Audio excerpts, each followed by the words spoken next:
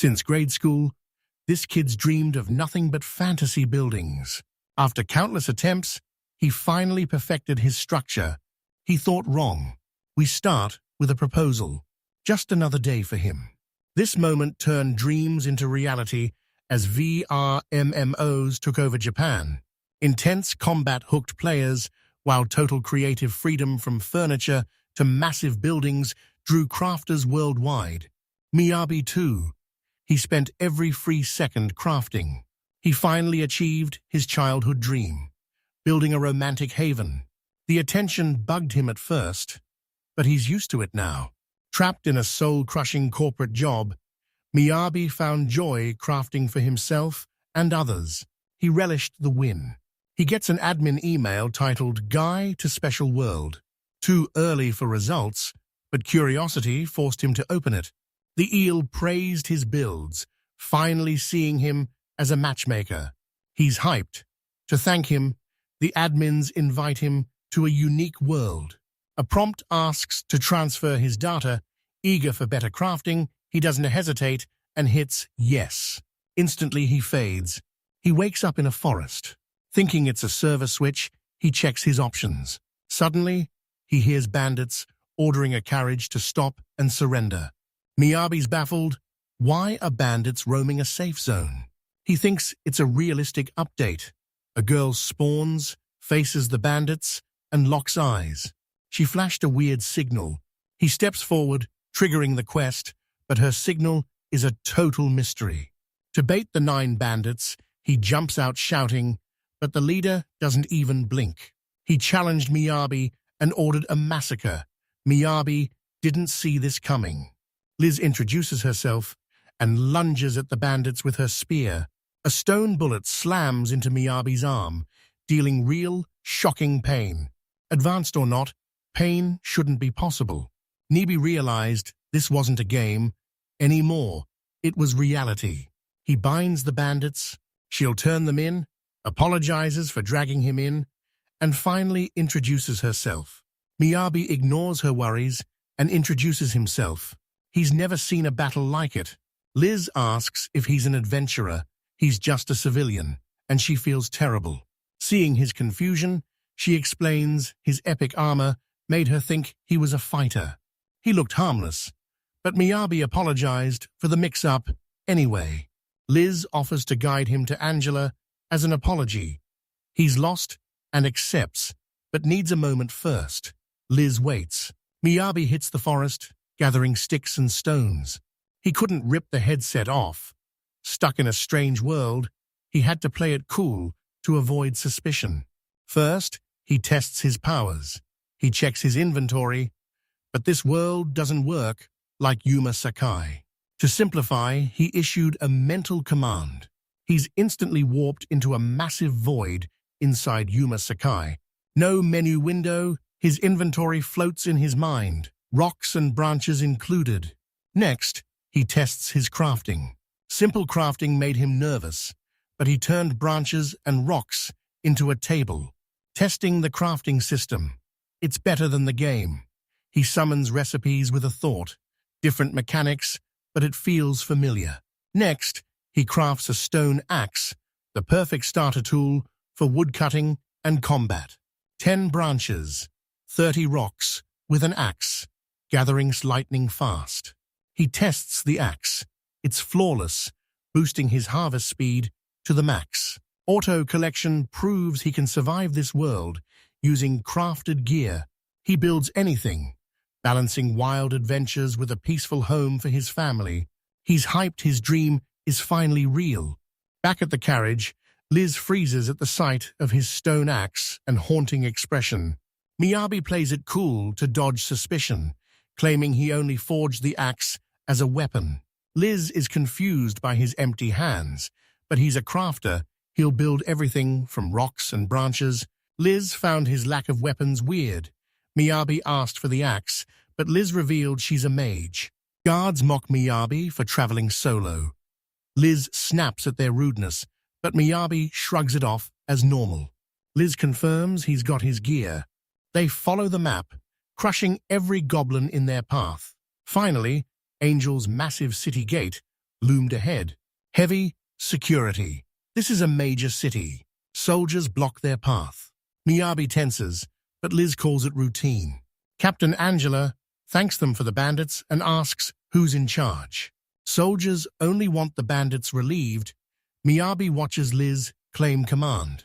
The soldier verifies her C-rank record. Liz clarifies Miyabi's a civilian, not their sixth member, as the group lets her lead.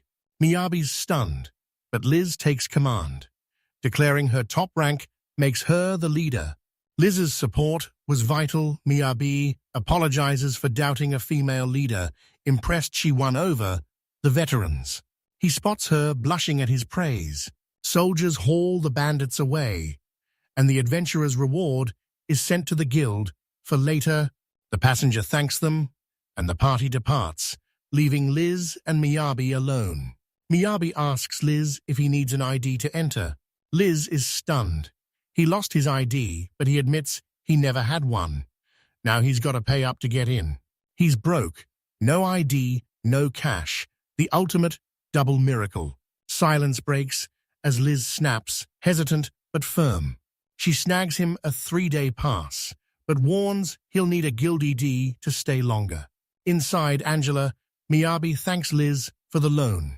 She warns him to pay up and follow her rules. Liz sets 2 rules: join the guild and party with her. Now she can track his location, ensuring he doesn't run. Crafting needs materials, so registering as an adventurer was a no-brainer. Second, he must help Liz on quests and carry her gear. Miyabi's distracted by shops until Liz snaps him back. He's no fighter, but he's ready to play support.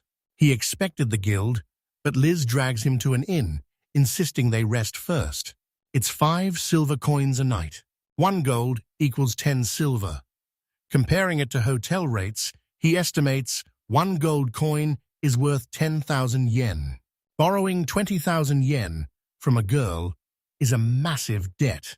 Back in his room, he vows to pay her back. Next day, the Adventurers Guild. The massive crowd stunned Miyabi. Liz asks if he's a newbie. Hiding his gamer knowledge, Miyabi claims he's from a remote village. To explain his shock, Liz warns him not to get lost while staring. Liz greets Eleanor, reporting the escort mission complete. Eleanor greets her and asks if she knows Miyabi while the girl stands stunned by her beauty. Miyabi flashes a charming smile and registers as an adventurer on Liz's advice. Eleanor introduces herself, eyeing Miyabi closely as Liz mocks his growing nose. He calls it a normal greeting. After their chaotic start, Eleanor takes Liz's card to check her status. Eleanor hands Miyabi a form. The strange script is surprisingly readable. Likely his data transfer, the guild has 7 ranks based on performance. Adventurer cards double as IDs, and bank accounts carrying cash on quests is just impractical. The rules demand civility and ban fighting, making him wonder if these adventurers have any manners at all. Liz is stunned by his thorough reading and insane dedication. Miyabi's corporate past made him meticulous, but Liz claims 90 of applicants skipped the reading. Miyabi doubted it until a lunar confirmed. The guild thanked him, trusting Liz's reliable friend. Miyabi saw the simple rules and knew Eleanor was struggling. He finished the application. He signed in Japanese, but Liz missed the error and told him to list supporter as his job. Miyabi learns that long escort missions wreck their gear, so they hire temporary supporters to keep them battle-ready. Miyabi's relieved Liz missed his slip-up. He's now a backline supporter, handling chores like cooking and water. He still has to fight, but skipping night guard. Miyabi thinks support work is easy, but Liz shuts her down. Long escort missions are a stressful nightmare that leave her desperate for help. Supporters handle the grunt work to ensure success and stop fights when exhaustion turns the team toxic. Miyabi follows her lead, registers as a supporter, and hands party applications to Eleanor, Liz, and Drain. They split a parting bite and she's gone. Eleanor hands Miyabi his adventure card and takes his temporary pass. He pulls it from inventory, shocking her. He's a producer. He asked if producers becoming adventurers was rare. She approved, noting most stick to commercial or production guilds. Other producers lacked the grit and failed, but Miyabi didn't flinch.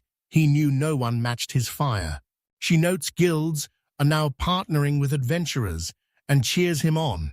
Since time stops in inventories, demon meat stays fresh and sells for more, a crucial tip for his next hunt. He's grinding for materials to pay Liz back fast. Crafting starts with materials, so he'll farm during quests. To avoid drama, he picks the Adventurers Guild over the Production Guild. He asks for a safe spot outside the city, and she points him toward the secure east. Miyabi exits the Ventures Guild, completely disoriented. He's lost. Every building looks identical. Every path looked identical, leaving him totally lost. He'd relied on Liz so much he couldn't even remember the inn's name. Sunset hits. He wonders if Liz is worried. He spots a sword-wielding beast girl, clearly an adventurer. With no one else around, he asked her for directions to his inn. She points, but he's still clueless. He skipped the details, leaving her stunned. Did he just approach the wrong person? Desperate, he apologized for the scare and flashed his adventure card to find his lost inn. She checked it and showed her own. He checks her card. She's a B-rank adventurer. He's stunned. This cute girl out-tanked Liz. Mel calls him a lost adventurer and offers help. He ignores her weird speech and thanks her. She asks for the inn's location. He remembers the East Gate but got distracted by another adventurer. Mel turns serious. Was it a girl? They're the same age, and Mel leads him straight back to his own inn, leaving Miyabi stunned. She explained the logic. This Eastgate spot bans alcohol, making it safe for low rankers. Miyabi realized Liz chose it for his protection and thanked Mel, pushing him to never give up. Miyabi gets her a gift to show her appreciation. Too broke for coins, he decides to craft a gift. He grabs a piece of forest wood and gets to work. He triggers material disassembly. His inventory expansion auto breaks materials, so he grabs a wooden block and shapes it with magic. He carves a cute animal. Mel blushes, and she happily accepts the gift.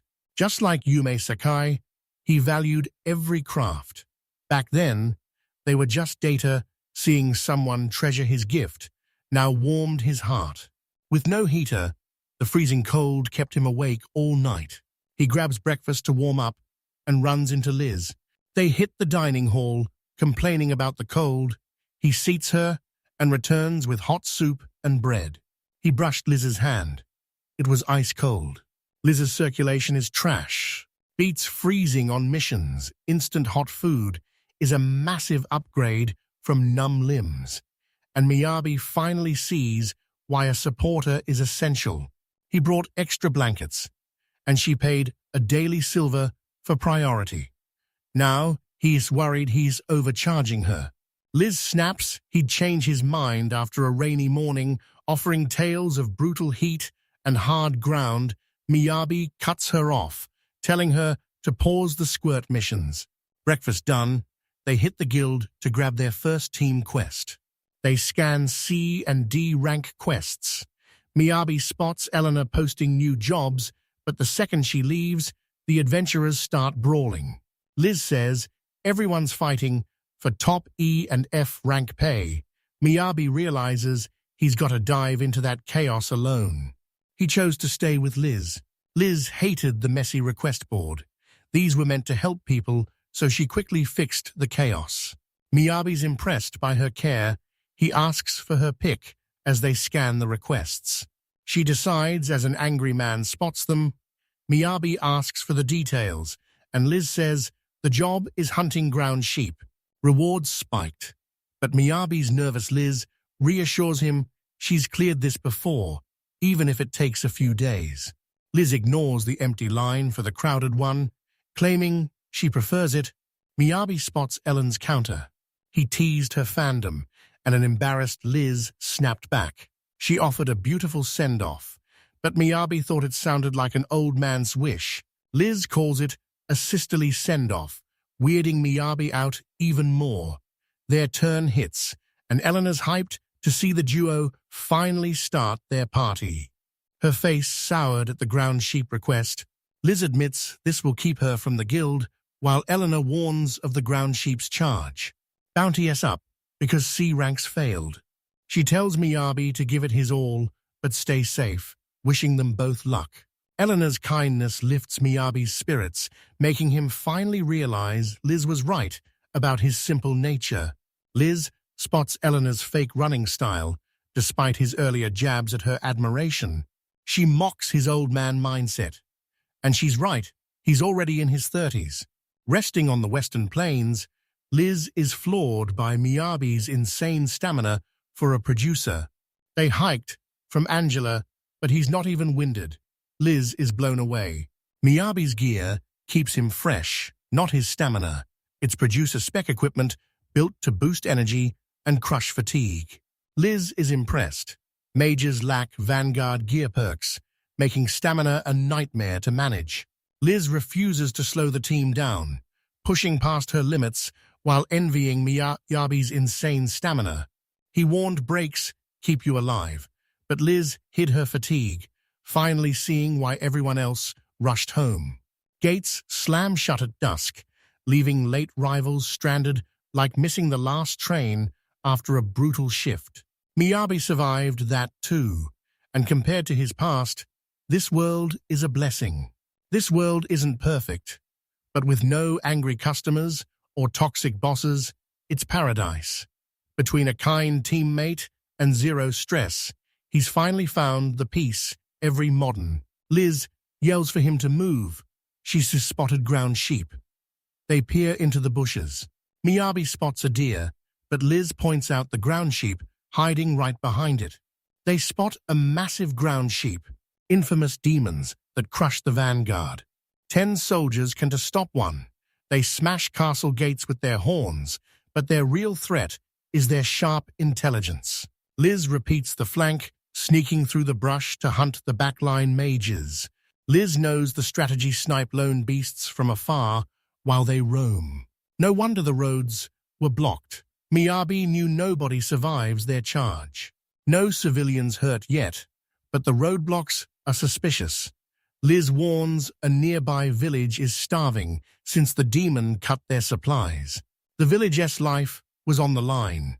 Even as support, Miyabi stayed sharp, promising he wouldn't be dead weight.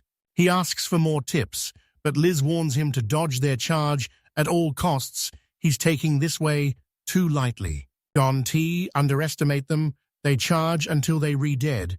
Miyabi realized this B-rank threat only stops with a kill shot. Liz was baffled by his words. Ground sheep are weak to surprise tactics. He crafts a stone shovel and suggests a pitfall trap. Liz snaps that demons aren't stupid. If pits worked, everyone would use them. They don't have time to dig anyway. Miyabi's instant destruction left her stunned, but Hashi warns she's overlooking her team's unique skills. Original 186 characters. He's certain he can build the perfect pitfall. Liz was stunned, joking he was a mole in a past life, while Miyabi laughed. He finished the traps fast, sealing the pit with plywood and packing it with earth. He scattered grass, warning it'd look fake without blending. Magic blended the cover seamlessly. He finishes the reverse donut pitfall. Liz is stunned. It took under 10 minutes. It looked so real, she doubted it was even there. Pitfall set. Liz hesitated. Miyabi asked if the ground sheep would charge, and told Liz to bait them with magic. Baiting ground sheep was suicide, but his confidence forced Liz to trust him. Risky move, but she fires a stone bullet to bait them. It worked instantly. The sheep's terrifying glare panicked them both. Liz panics as it charges, but Miyabi tries to calm her. His words failed as the sheep closed in. Liz's confidence shatters. They're forced to face it head on. Liz grabs his arm as the ground sheep bleats. It hits the trap and drops instantly. Liz is stunned. It didn't see the hole, but the rest of the flock isn't fooled. Liz is convinced she has to fight them directly. Shocked again, Liz watched the sheep charge straight into the pit. The plan worked perfectly, and Miyabi explained the trapper's logic to the stunned girl. Simple design, but deeper pits mean deadlier falls, knocking out anyone who fell. Explanation or not, Liz couldn't believe they crushed those sheep so easily. Liz is wary of Miyabi's insane power. When she asks for a serious talk, he acts like a kid, expecting a confession. She shuts him down. It's about the pitfall. She finishes the sheet first. Then he spills everything about the trap. Liz unleashes her magic, watching the massive spell.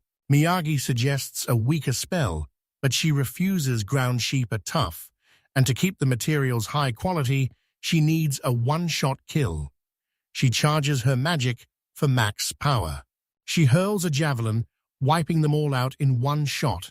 Liz felt the sheep died too fast, but Miyabi explains crafting is her secret weapon. Liz watches him inventory a whole sheep. He's baffled by her shock, thinking it's just a supporter's job. Liz wonders how an inventory fits a ground sheet and tons of dirt, but a baffled Miyabi thinks they're all the same. She meant his inventory limit, but cut the explanation short, knowing he wouldn't get it. Liz rounded up the sheep to rest. She savors warm bread mid-break. Miyabi's glad she's happy. He stashes it while in town. But Liz asks again about his inventory limit. He claims he's only using 1%. She wants to move on, but he explains inventory grows with skill. Liz just asks, what's a skill level? Miyabi realizes skill levels don't exist here. Crafting expands his inventory while gathering boosts. Yuma Sakai's capacity. This buffs Yuma's gathering, turning him into a human storage unit, a standard trait for pro crafters. He assumed max storage was standard, but wondered if the game's logic applied. Liz looked pensive, eventually explaining her views on crafters and apologizing for the tension. Blacksmiths and seamstresses were respected, but crafters made low-quality junk, patching walls and building cheap furniture for pennies. She calls crafting a low-paying production role. Clueless about Miyabi's past, she assumed he couldn't even step outside without a guard. Wolves and goblins hunt the weak, and even with guards, his inventory fills fast with materials most crafters can store for free. Daily gathering was brutal. Miyabi was speechless. Their lives were worlds apart. Back home, Yuma just dodged demons for loot. But here, crafters are stuck fixing walls and furniture. With no way to level up, he pitied them. He was too busy to help. And Miyabi admitted making money is a struggle everywhere. Recalling her brutal escort jobs, Liz warns that adventuring is a death trap where few find fame or fortune. Dodging the awkwardness, he asks for a favor with the ground sheep, and she's all ears. He wanted their wool, and she told him to take whatever he liked. Guilds usually dump the wool, so Miyabi thanks Liz. He dismantles the ground sheep loot as Liz reels she never expected the whole beast. Its remains make medicine, the bones craft gear, and the meat is prime for eating. This haul's record profits mean a hot spring upgrade, and Miyabi's hyped to finally trade his bucket baths for a real soak. Hot water was a luxury, but Liz's mood flipped instantly. She refused to let him disband the party. Debt paid or not, she's keeping their partnership alive. Miyabi liked being her pack mule. She was blunt, but he hoped their partnership would last. He didn't want to clean the pitfall, so he shook her hand and agreed to keep teaming up. Liz apologized for her outburst, but they felt the same, so it was fine. Eleanor's stunned, they're back so fast, but Liz reveals the sheep finished the quest themselves. Miyabi questions the secrets, but Liz's adventurer pride won't budge. Helena's confused but relieved they're safe, demanding proof they finished the job. Unaware Miyabi already finished, Liz suggests the dismantling room. He'd already processed them, dumping the materials from his inventory right before Eleanor. She spots 3 sets of claws, horns, and meat from 2 sheep. Nearby adventurers gawk as Miyabi apologizes for the overflowing tray, asking where to move the materials. Helen smiled, assuring him it's fine. They'll process and value the materials immediately. A group bursts into the guild, jaws dropping at the massive meat pile as the hall erupts in hype. Seeing their hype, Miyabi asks if ground sheep meat is a hit.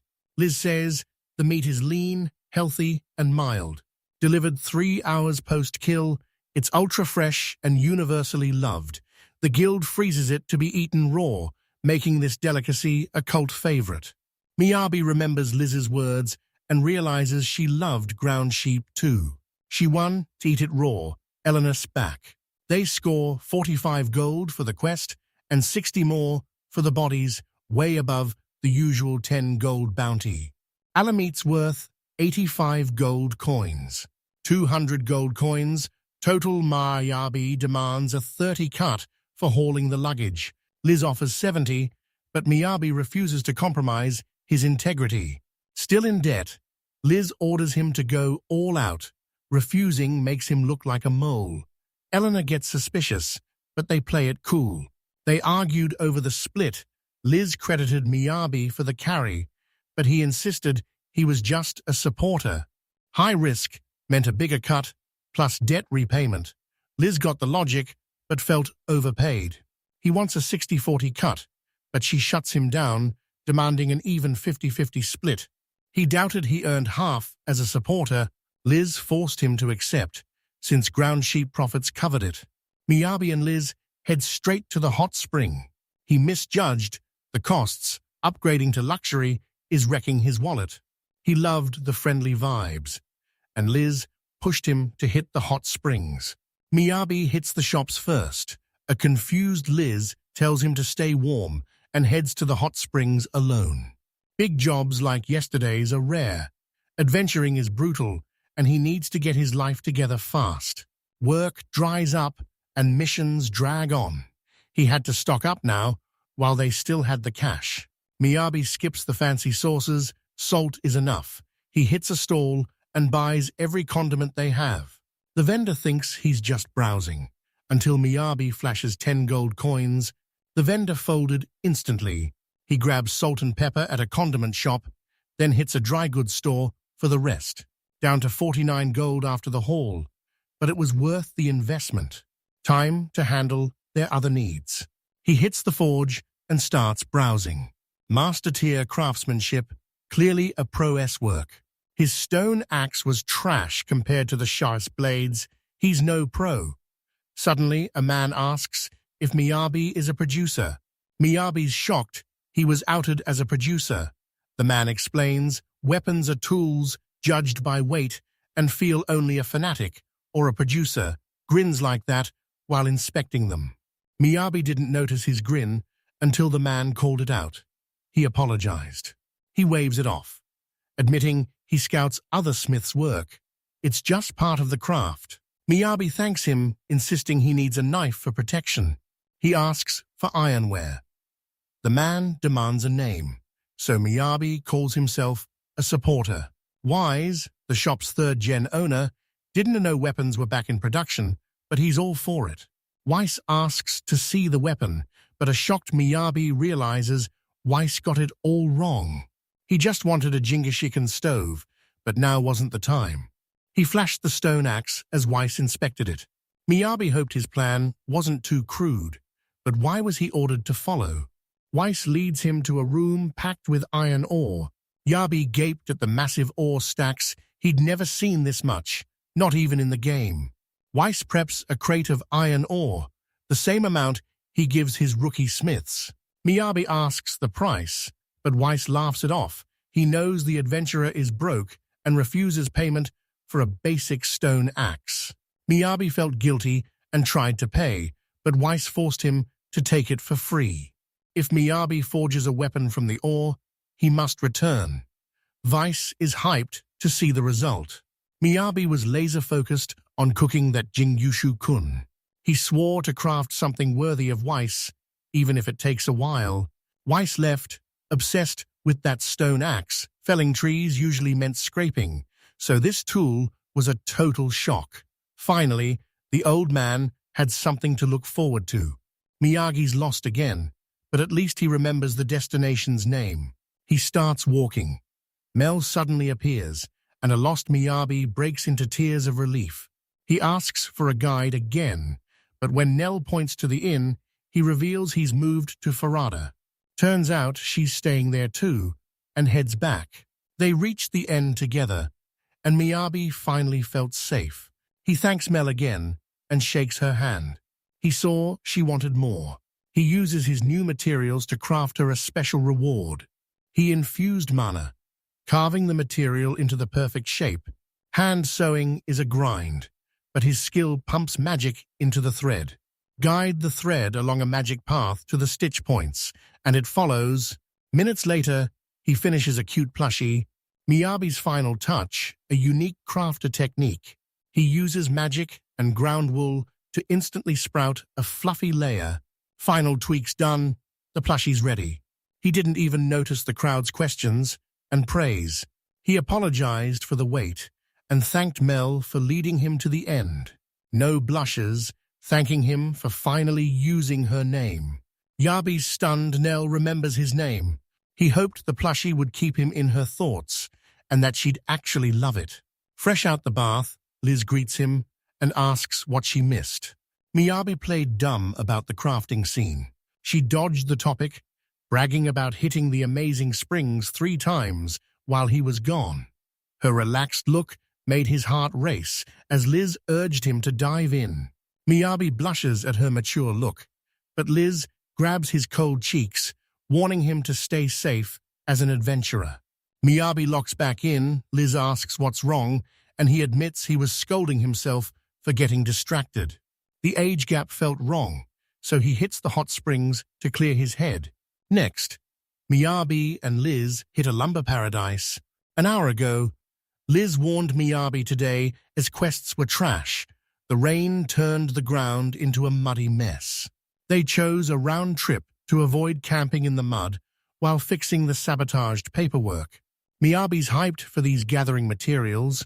His hype shocks her, but he stands his ground. Mention gathering, and no crafter stays calm. Diverse trees thrived together despite different needs, and he sensed every unique color and texture while crafting. His tree talk set Liz on edge. She let him log, but only in this spot. Falling trees attract demons. Mid-warning, Miyabi's tree vanishes. She thinks she dozed off, but Miyabi explains it's just his craft collection skill. Liz laughs, calling it a dream, until Miyabi repeats the feat, proving it's real. She lets it slide, but stays on high alert. Miyabi grinds until his stone axe hits 0 durability and shatters. He wants an iron axe, but ore is rare. Liz says they're removing after this tree. Miyabi asks why. She warns that demons haunt these woods. To protect the balance, laws force you to rotate harvests across different forests. Miyabi can't farm like a gamer anymore. Liz notes these rules are for nations, making his caution incredibly rare. Seeing his worry and guts, Liz stops him cold, listening for a sound. Hiding in the brush, she magic blasts a massive beast. Miyabi thinks it's massive, but Liz calls it a small wolf. He's stunned. She sensed the approach. First, Liz explains that wind masks footsteps with rustling leaves. Detection's easy, but Miyabi hears nothing. She says, "It takes experience." He points out another wolf nearby. Liz has him stash the wolf for profit. He bags it, and they push on. Liz calls for a break, but Miyabi refuses to sit on the damp ground. LU's route, final ground s wet, so Liz suggests a route for lunch. Wait, the prompt says, sitting on a route I will use. Mention lunch, and Miyabi perks up, telling Liz he's got this. He cleared the land and built a pergola. Liz was stunned. He called the forest gazebo overkill. A baffled Miyabi told him to think again. He grabs a blanket for the cold. Liz is still fuming. She didn't hate his skill. She was just stunned by crafting's insane potential. Liz hated admitting the seat was cozy, fearing she'd miss a demon attack. Miyabi warned her to stay alert. He wasn't letting monsters ruin their lunch. Liz rests, while Miyabi rushes the meal. Staying too long is a death trap. Miyabi builds a stove and asks her for fire, but she's too cozy in her blanket to move. He lit the fire himself. He channels magic through circuits to enchant fire, but mismatched materials spell disaster. Too much fire, and that wood overheats. That Yun Sakai weapon trick won't work here. Time to hit the stove and start crafting. Time to prep Jingu Sukan. He serves Jingu Sukan, tea, and note bread. Liz shuts her brain off and dives in. The food is elite. This sheep meat is tender, odorless, and perfectly salted. Even with veggies, the flavor hits hard. Miyabi's never tasted anything like it.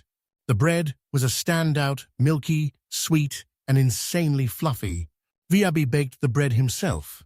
Liz demands more. Next time it beats store-bought, so she's grabbing extra seasonings. Miyabi breaks out the sauces as they feast in the woods until sunset. They spent the day together. Liz saw Miyabi was having fun, and he agreed he had a blast. He gave her the credit. He couldn't attract demons or follow rules alone, making a pro like Liz essential. Miyabi's dream life is simple crafting, gathering, and eating good food. He asks about Liz's dream. She hesitates. He's terrified of Heat Mocha, despite his promise. She's aiming for A rank, custom magic, and helping everyone. Miyabi's fired up after Liz's help, but Liz fears a rank is still out of reach. Struggling with intermediate magic, a rank was a pipe dream for a magician like her. She stops, admitting she lacks the talent for adventuring. Miyabi's confident she'll hit A rank. He pointed out the messy road for those who traveled far for the request. Stuck in the muck, they trade blows with a demon in a brutal, mud-soaked forest brawl. Even the backline archer was caked in mud. Demon S's dead curfew is close, but they still have time to wash and dry their hair. They had washed their gear in a nearby river, close enough to sprint back even while soaking wet. Liz grinned.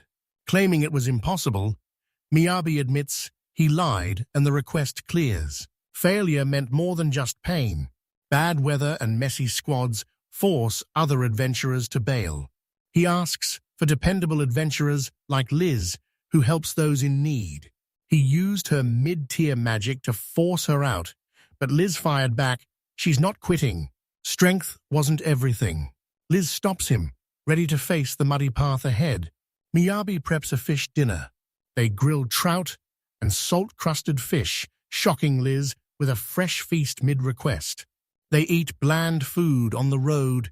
Cooking smells attract demons. Miyabi crafted gourmet meals daily is even shorter. Miyabi cooked gourmet meals daily. Let's go with Miyabi, whipped up gourmet meals daily. Liz was never going back. Miyabi was right. She didn't have to. Another quest cleared. Eleanor thanks the group, praising their flawless teamwork. Credit me for Liz's requests. She argued Miyabi's carry capacity was vital, while Eleanor noticed Liz smiling more. Miyabi says Liz swapped smiles for scolding, but Eleanor knows it's because she cares. Liz blush, Eleanor pause. Miyabi realized Liz and Eleanor protected each other, but Liz's concern for him was far more intense than simple care. Eleanor calls out Miyabi's repetitive quests, making him realize Liz is sacrificing her own goals for his. She prioritized his safety on dangerous missions. Liz kept him alive, and now he's determined to help her reach her dreams. He won't hold Liz's dream back. She asks, what's next? With some downtime, Miyabi hones his enchantments. Liz wants to study magic. He tells her to rest, but she refuses. They teased and fake argued, then both cracked up. Miyabi heads off to hone his enchantment, but it's a struggle. Enchanting is brutal. One missing material or clashing attribute ruins everything. Matching magic flows smooth, but clashing attributes leak and wreck the circuit. Control is brutal. He's not failing for heat today. He's got a different goal. He advanced cautiously, targeting the core with minimal magic. Persistence pays off. He crafts a thermal block. The blocks heat Liz's room, but they're useless outdoors, leaving him unsatisfied. He crafted travel-friendly gear, sewing it right into his spare shirts. Miyabi asks Liz for a spare shirt to test an enchantment, but she misinterprets it and blasts him. Clueless Miyabi didn't realize how creepy he sounded. He collapsed in shame. Borrowing it was a fail, and since it wasn't underwear, things got weird. His gear was strictly for heat. The guard shouts the gates are closing, and he slips inside. He's usually lost, but with a map, he won't screw up twice. He runs into Mel again. She offers directions, but he's not lost. Mel's crushed. She was hoping for another reward. He gifts her a bird. Carving, Miyabi asks why she's out late. She's just off to fix her chipped blade. The damage was massive.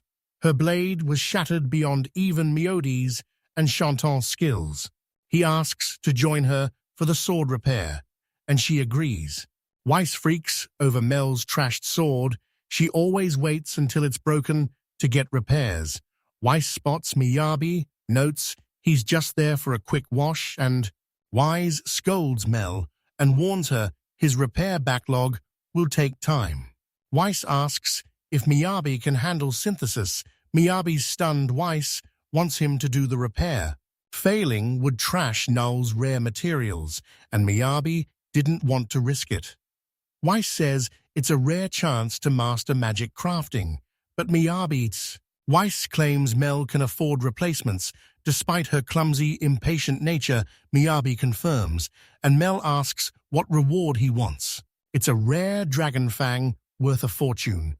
Weiss and Nell cheer as he gears up. It felt like magic, so he locked in. Circuit linked, he floods the damage with magic. Unlike enchantment, he had to control the material's magic, making this way harder. Miyabi's so anxious he forgot to breathe, but he's fine. If he can talk, Weiss baits him with dragon fangs for just one win. Weiss fired her up, and Miyabi ground through the repairs until midnight. Miyabi finishes the sword, but Weiss asks for a redo. Miyabi's stunned. He's exhausted after a task 100 times harder than expected. Weiss says fixing top-tier gear isn't a crafter's job, leaving Miyabi stunned by the sudden contradiction. Weiss offers 2 dragon fangs as an apology. Miyabi hesitates after breaking one, but Weiss reveals he usually needs 4 for the repair. Miyad was fast. Miyabi reluctantly took the dragon fangs and headed back to his inn. He crashed onto his cot. Liz was stunned, certain he'd pushed his enchantment practice too far. Waking up stiff after crashing in the lobby, they head straight to the guild. Liz grabs another gathering quest, but Miyabi suggests the Jade Forest for variety, making Liz nervous. Investigation quests mess with your rank, and she's never tried one. It's too risky. Demons are bound to appear. Miyabi realized her hesitation was just worry for him. The sheep fight was a win, but Liz is spiraling, doubting she's strong enough to keep him safe if things go south. She admitted his harvesting skills brought in serious cash. Miyabi reminds her diverse experience is the key to hitting A rank. Skip the demons and exploring. If a rose gets hurt, they hide underground, leaving Liz totally confused. Joking he was a mole in a past life, he convinced her to take the job. Miyabi expected a rough first case, but followed Liz's lead. Eleanor asks if it's Liz's first investigation, but Liz is ready to try something new. Eleanor's confident, but warns them to stay sharp and retreat if danger nears. Liz asks what's wrong, and Eleanor reveals the Jade Forest teams have vanished. Miyabi stays alert after Lenore's warning, but the forest is surprisingly calm. Half a day of searching and 0 demons, Liz knew the silence in Jade Forest and Worth east of Angela was a bad sign. This forest is usually crawling with demons. Adventurers flocked here for medicinal herbs until people started vanishing, forcing a total lockdown. Humans and demons were sworn enemies. Liz asked Miyabi, what if humans stopped visiting? He said, it helps demons multiply. They breed fast and migrate from other forests. Their numbers should be surging, yet an investigation was still ordered. Jade Forest wolves are invading the northern Kalyana steppe. Something's wrong with the forest, and we're here to investigate this bizarre shift. Liz needs samples to find the problem, so she orders Miyabi to start gathering animal droppings. Miyabi asks for mercy, but Liz reminds him he's just support for her, a rank goal. That night, they hit an inn for 5 silver. Miyabi's exhausted tree samples were normal, and they only found small animals. Strange clues, 0 leads. This long mission just got longer, and the paperwork, just thinking about it, is exhausting. He didn't know how to report. Samples weren't enough proof, and he'd recorded nothing. Liz stayed silent, so he let his guard down. He didn't blame her. They're both rookies, and mistakes happen. Sundown, gear up.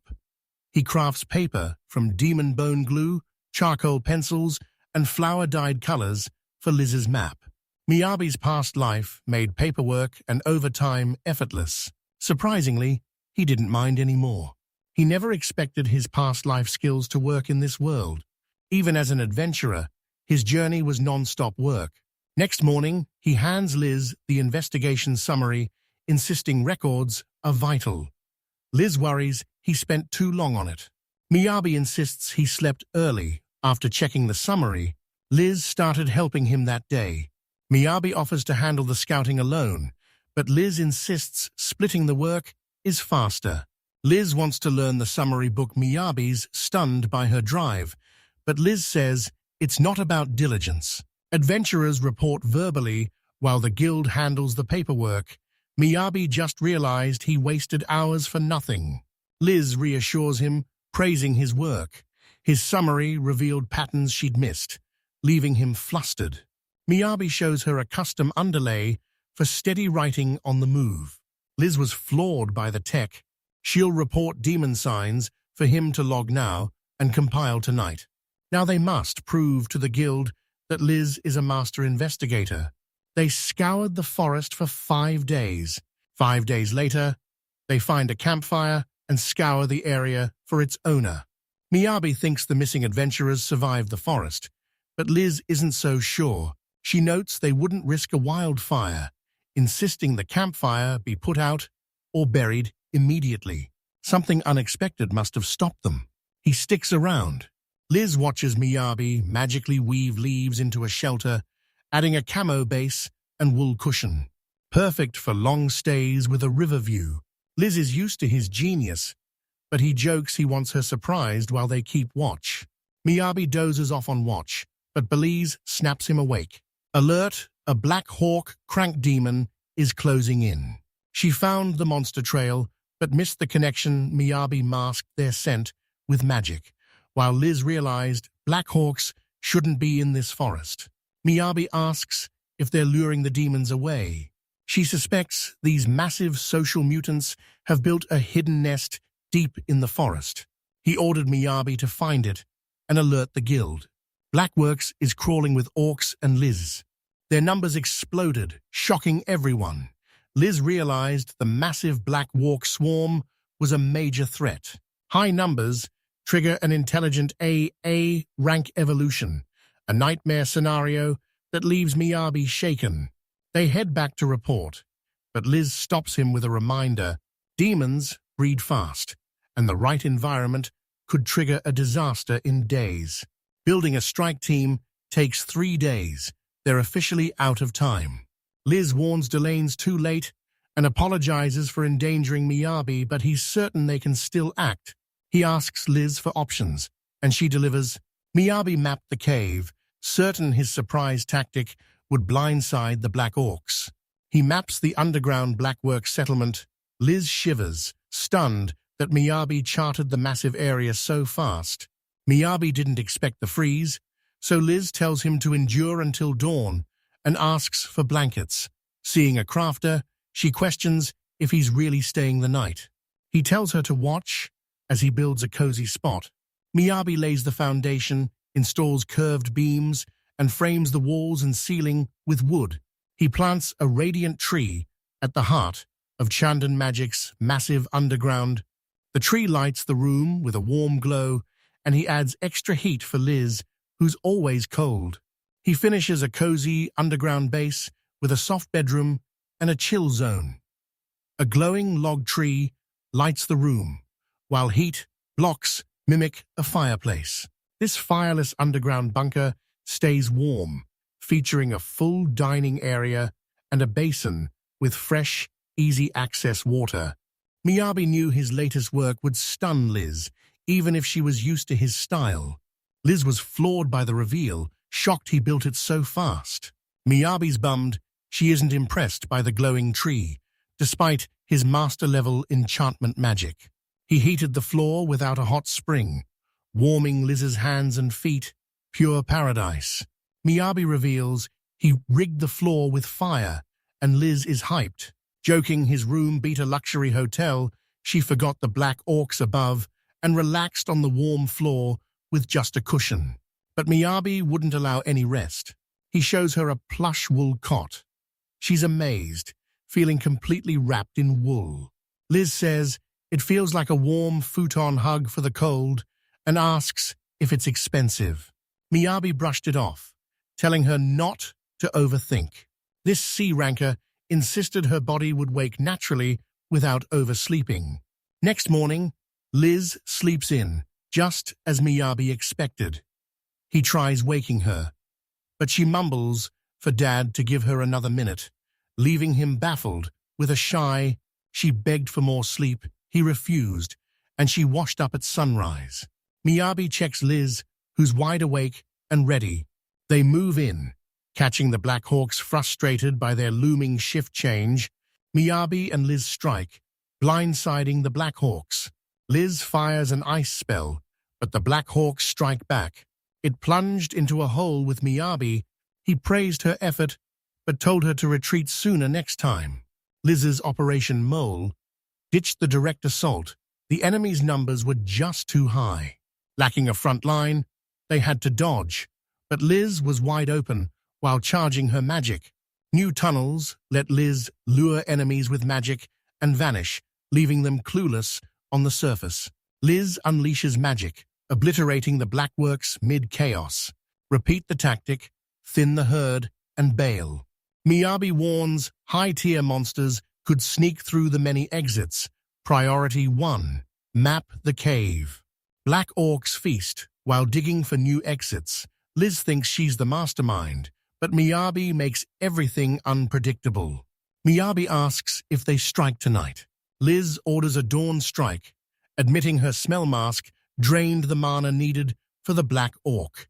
She wishes her magic was infinite. They count the Black Orcs. 5 Liz knows keep the herd small to stop a higher species from spawning and stay safe. Miyabi blocks instantly, reading Liz's mind to dodge the strike. Liz asks to say something weird, and Miyabi tells her to go for it. She asks if he knows how delicious black work meat is. More kills mean massive meat hauls to sell or eat. This fuels Liz's fire to crush them all. Miyabi's shocked. Liz wants them all dead, but spamming ice javelins has drained her. With 5 targets left, she doubts she can finish them off. She enlists Abby while Blackwork grills a lead on Liz's location. Liz yells, she's there, dropping an orc with only 2 shots left. She picked them off one by one. 2 orcs refuse to let her escape, chasing her down. Miyabi digs a hole to rescue Liz from them. Liz checks his inventory, and he shows her a sword marked Theodorus with a blessing for a beloved husband. A Blackwork wielded it. Miyabi suspected it belonged to a missing person, leaving Liz bittersweet. They'll return the blade to whoever's waiting for its owner. Miyabi agreed. They finished the survey and head home. Miyabadi blamed bad luck, not himself or Liz. He tried to ignore it, but the sword's owner haunted him. Impressed by Liz's focus, he asked her secret. Liz finally returns to the guild, feeling right at home, as they greet Eleanor. He's relieved, but they're late. Liz explains they were just playing it safe while learning the ropes. Eleanor sees they re-safe and demands the report. Miyabi reports black orcs near the forest lake, loaded with gear wolf bones. He handed Eleanor their notes. Surprised by the gesture, she offered a guild report, then reviewed theirs. The guild's stunned Miyabi soloed the project, but he admits he only mapped the terrain while Liz tracked the demons. Liz doubted her help, but they insisted she was vital. Eleanor's flaw. The duo finished a month of paperwork in 10 days. The guild's shocked by their lightning-fast Black Orch report, but Miyabi and Liz say they just gave it their all. Eleanor scans the report. 11 Blackworks alarms scream, a rank B rank, won't cut it, Miyabi counters, claims they're all finished. The guild staff didn't buy it, claiming they either mistook the demons or were just lying. Eleanor asks Liz how to beat a black work. Liz's verdict, C rank. Eleanor confirms Liz can handle one, but warns 11 black orcs are a different beast. Way beyond 2 C ranks, the guild knew they messed up. They think Miyabi and Liz lied for credit, calling their rush a total blunder. Eleanor calls out, and Miyabi snaps to attention. She ordered him to grab the meat and summon the Mathling team. The meat prints are back, and the team is already guessing what kind of flesh it is. Eleanor confirms it's black walk meat and demands a proof check. Thanks to the meat prints, they're scoring a massive bonus. Miyabi hears the crowd. Buzzing rumors claim he's the legendary meat prince with a bottomless inventory, and everyone's desperate to buy his stash. Ever since the ground sheep incident, the dismantling team calls him Meat Prince. Rumors of a rivalry with Love Tower's Cupid Swirl and a crushed Miyabi begs for a cooler nickname. Liz tried to cheer him up. Supporters rarely have unique titles, so she mocks him as Meat Prince. A tearful Miyabi screams that even more is 100 times better. The dismantling chief confirmed every scrap of meat was black orc. The chief's stunned. How did Miyabi dismantle those tough joints without a single scratch? Eleanor knows this is God-tier work. God-tier dismantling, a spatial inventory, and reports as sharp as the king's. She wonders, who is this Miyabi? Staff are buzzing. Eleanor buried the sheep incident, but she knows she can't hide this one. The guildmaster's got another mess and needs to see you both. Eleanor says the brass wants a full debrief. Miyabi and Liz are sweating, wondering if they'd messed up. Liz is hyped for premium BBQ after a long shift, but Miyabi just wants his paycheck. The meat was good, but his room was bare. Liz was shocked by his cheapness, wondering where the money went, and telling him to stop hoarding and live a little. Guildmaster Zion summoned Miyabi and Liz, and they're heading in. He introduces himself and addresses C-rank Liz. Reporting on the Jade Forest, Zion asks if they had outside help finishing the mission. Miyabi's pissed about cheating claims, but Liz snaps at Zion, it's just them. Miyabi insists she told Eleanor and would never do it, but Eleanor stays silent. Miyabi sees the guild is stunned. Even Eleanor, the master, only knew their files, so he's suspicious of a C and F rank being this elite. Zion explains the guild prioritizes surveys to assess monster threats and security, forcing Miyabi to prove their honesty. Zion swore he'd never ask for help again, demanding they swear their report was the truth. Liz reveals a sword from the Blackwork settlement, the one detail missing from the report. To her, the design is everything. The guildmaster eyes the sword. It's enough. The name matches a missing adventurer. He tells Eleanor to notify the family and returns the sword. Eleanor asks if he's sure Zion's set. He's got the report, their history, and her word. He never doubted them, knowing Liz is a pro. Eleanor warns he's usually more careful. Liz's success rate, a massive 98, too. Miyabi wondered why they were analyzing Liz's mission stats. Zion says Liz rose from the bottom with a perfect success rate. He shows a book, praising their elite loot and begging Liz to stay. As her detailed report proves, she was actually there. Zion found no lies.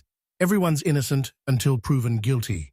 He reveals pages of client thank yous. Liz earned his trust, and her word as an adventurer is gold.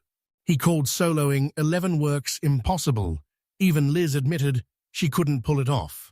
He suggested Miyabi for the role. Zion asked if she'd be the vanguard. Liz says the fight ended before she could strike, but Miyabi claims she did everything. Zion jokes they need to sync their stories. Liz swears Miyabi bagged 2 kills, but he insists he just assisted. Zion jokes they're a comedy duo. Liz shuts Miyabi down, calling his view warped and labeling him a walking storage unit. Angela tells Zion that Miyabi's storage is broken. He cleared a massive hole in 6 seconds and likely has a forest hidden away. His capacity crushes the production guild's warehouse, prompting Miyabi. Zion asks for a repeat, but Liz confirms he heard right. She'd already ditched logic. Jen asks if Miyabi's storage is only for me. Eleanor shuts it down. Just rumors. Miyabi reveals his storage holds way more than just meat. He'd sell his extra loot and told Eleanor to lead them to the warehouse. Liz bows, thanking Zion for his trust. He expects more great work, but she catches him staring and asks, "What's up?" Claiming nostalgia, Zion notes she inherited well, recognizing her father's gear. He saw the man's hustle, raised a daughter just as driven. Miyabi's stunned by the massive warehouse, but Eleanor says the production guild's facilities dwarf it. She explains adventuring pay comes from missions, but it's more of a bonus than a career. Miyabi asks if she's an adventurer too. She took this job 3 years ago after her party disbanded. Eleanor's skills are rusty, so she asks Miyabi for his dismantling secrets. Hiding his cheat ability, he just claims he's good with his hands. She questions his skill, but he pivots to ask about Liz Absin. He asks to donate his mission rewards to the sword owner's family.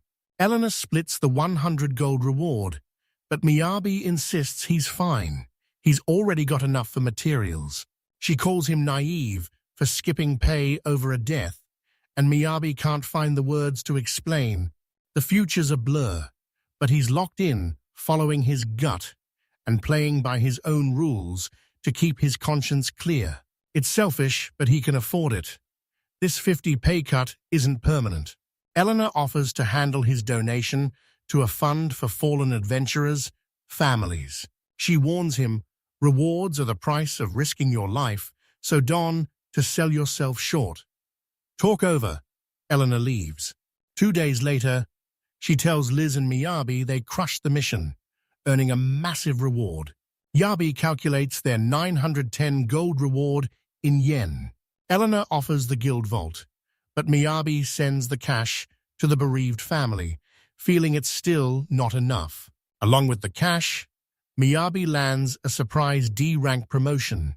It blindsided him and Liz, leaving Miyabi completely stunned. He skipped E-rank entirely, Eleanor says.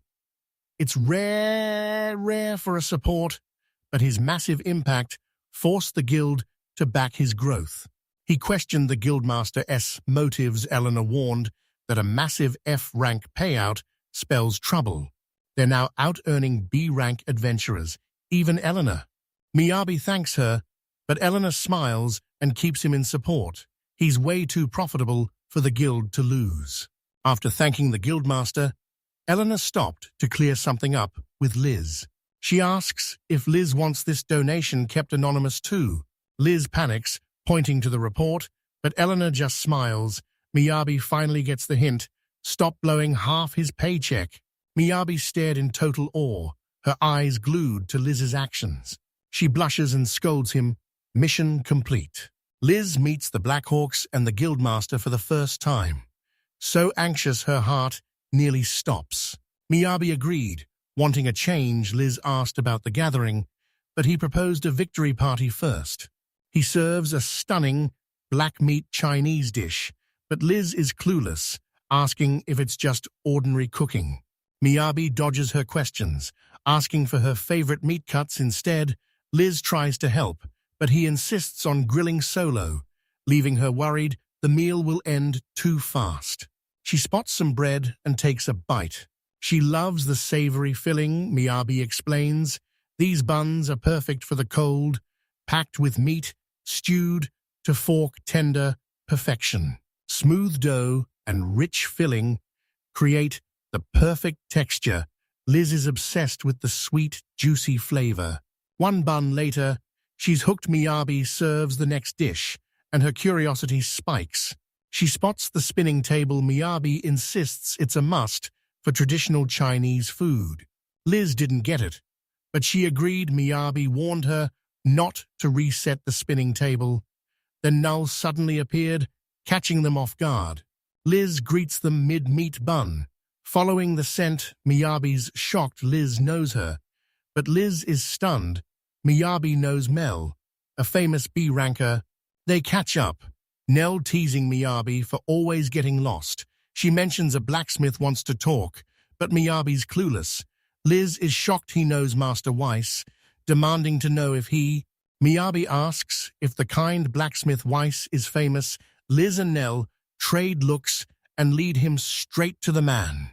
White spots the duo and grills Liz, but she claims they're just in a party. Weiss asks to borrow Miyabi. Feeling sidelined, Miyabi jumps into the conversation. He asks Liz about her connection to Mr. Wise. Liz reveals he's a Black Iron Weiss, a royal master craftsman. Her adoptive father, Miyabi's stunned, as Weiss thanks him for guarding Liz before he can ask about her real dad. Weiss reveals his true motive. Duke Baldini, the regional lord, is renovating his mansion, asked if Miyabi was up for the task. Liz and Miyabi are left stunned. Miyabi's confused, but she explains his mission picked the team, and anyone's fair game. Miyabi senses danger, but Liz snaps the Duke's job is a golden opportunity, and he'll have a project manager. He had to go all out to impress.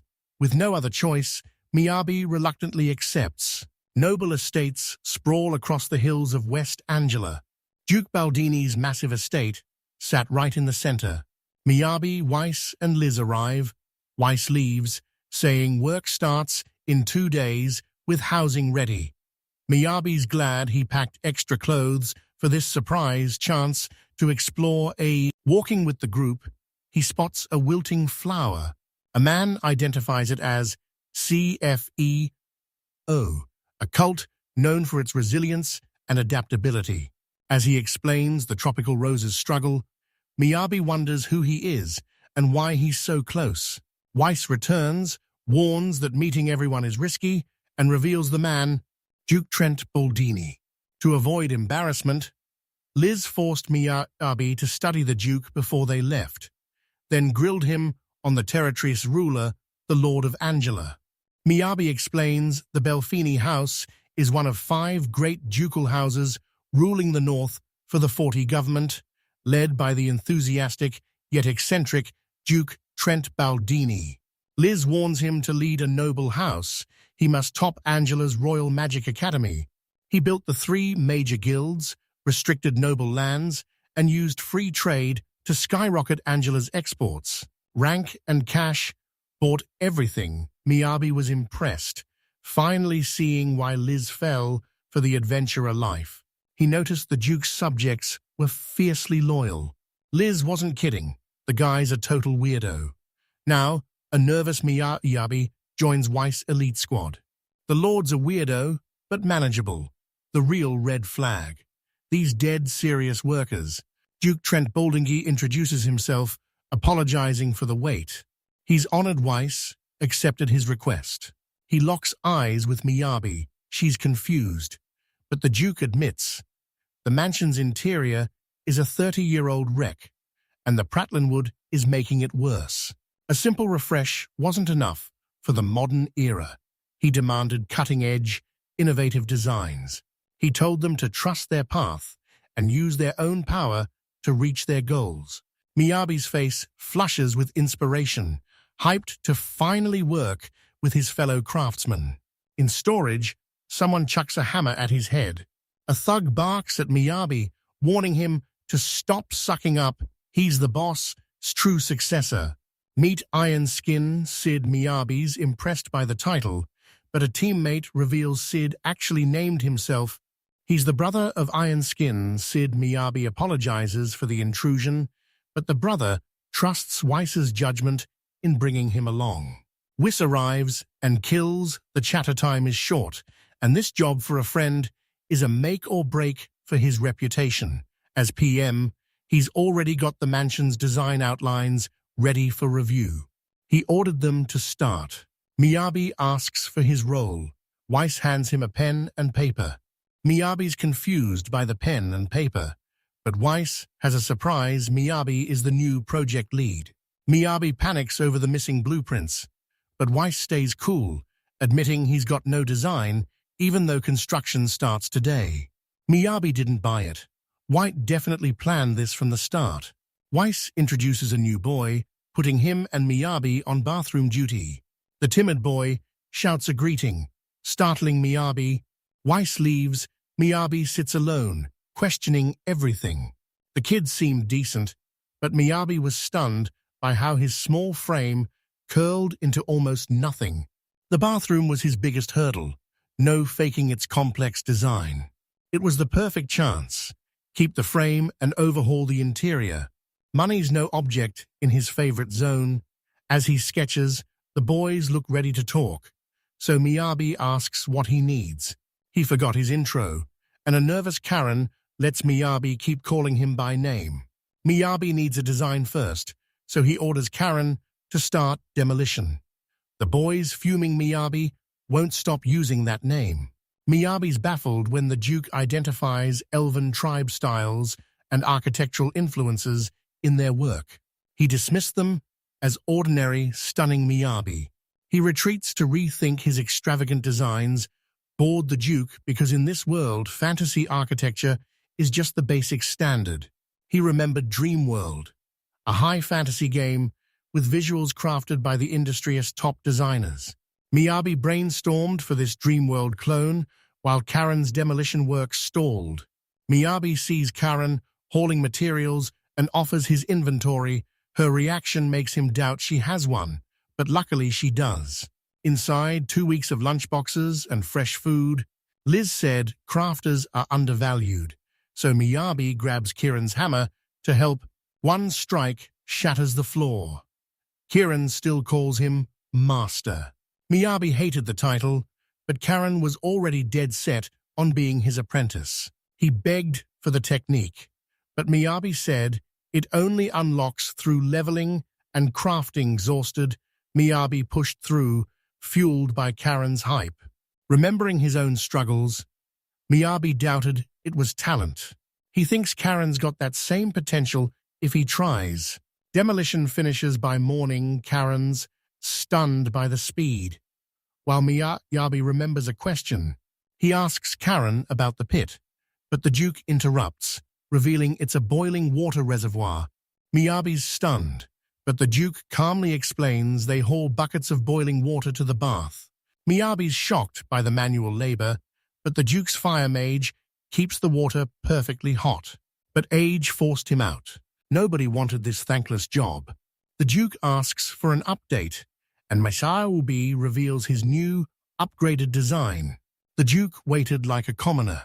Miyabi used a rival game's design, certain it would stand out. The Duke spots elvish macchiarini and dynasty styles in the architecture. Day ends. WICE reports the bath went perfectly. Winning over the Duke too easily kills the challenge. Duke approved the bat's final designs, but sensed Wise's curiosity. The Duke never quits on real potential. He teased Weiss was becoming a stubborn old man. Weiss agreed, admitting even a master must prioritize the client's vision. He expected big things from his new recruits. Liz hits the park to find Eleanor buried in a book, apologizing for being late. Eleanor brushes it off, praising Liz's fit. Liz notes it's been ages since their last date. She dresses up, fearing her adventurer look would embarrass Eleanor. Dressing up is a struggle without Miyabi.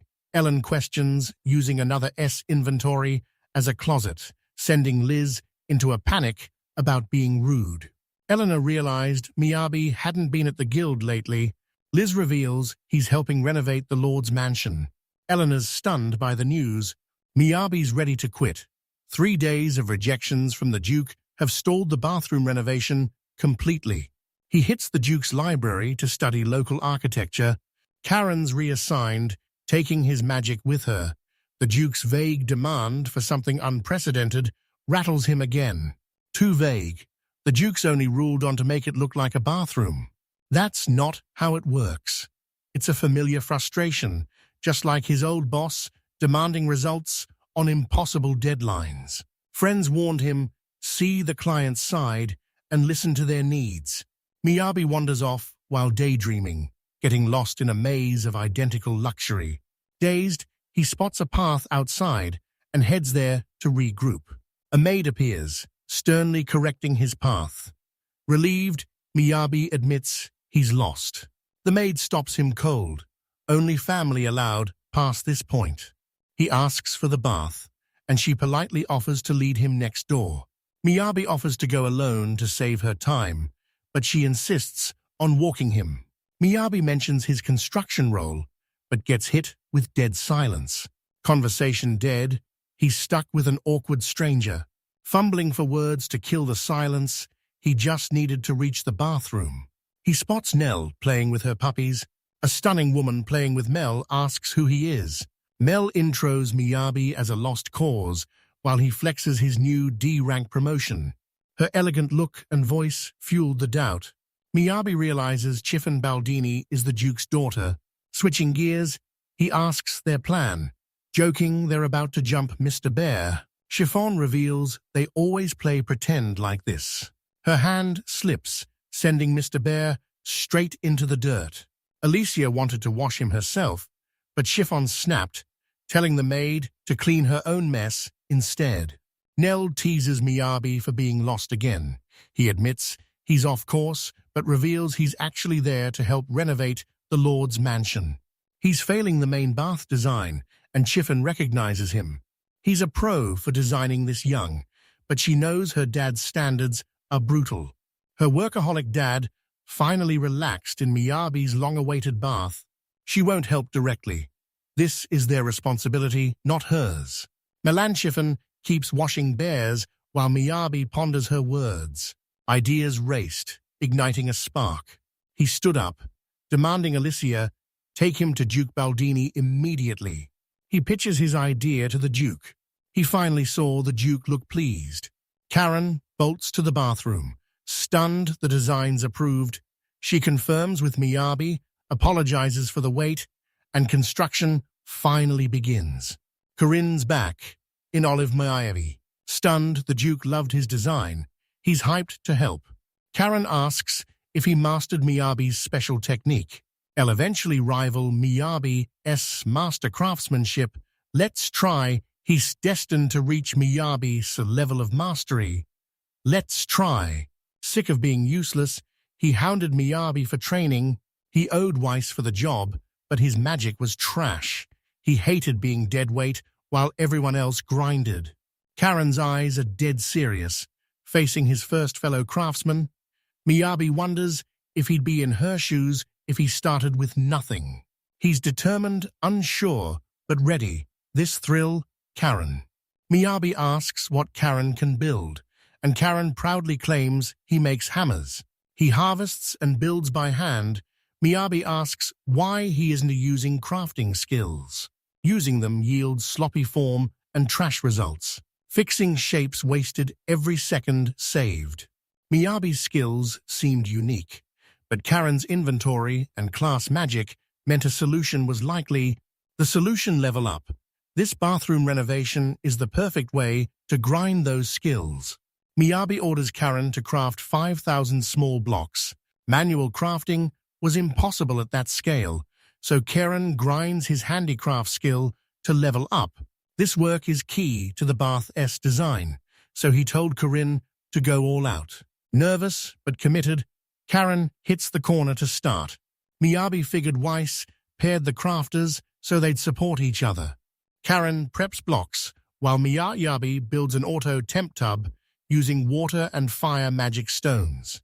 Alternating water and fire blocks create a perfect hot spring, finally ending those brutal bucket runs to the well.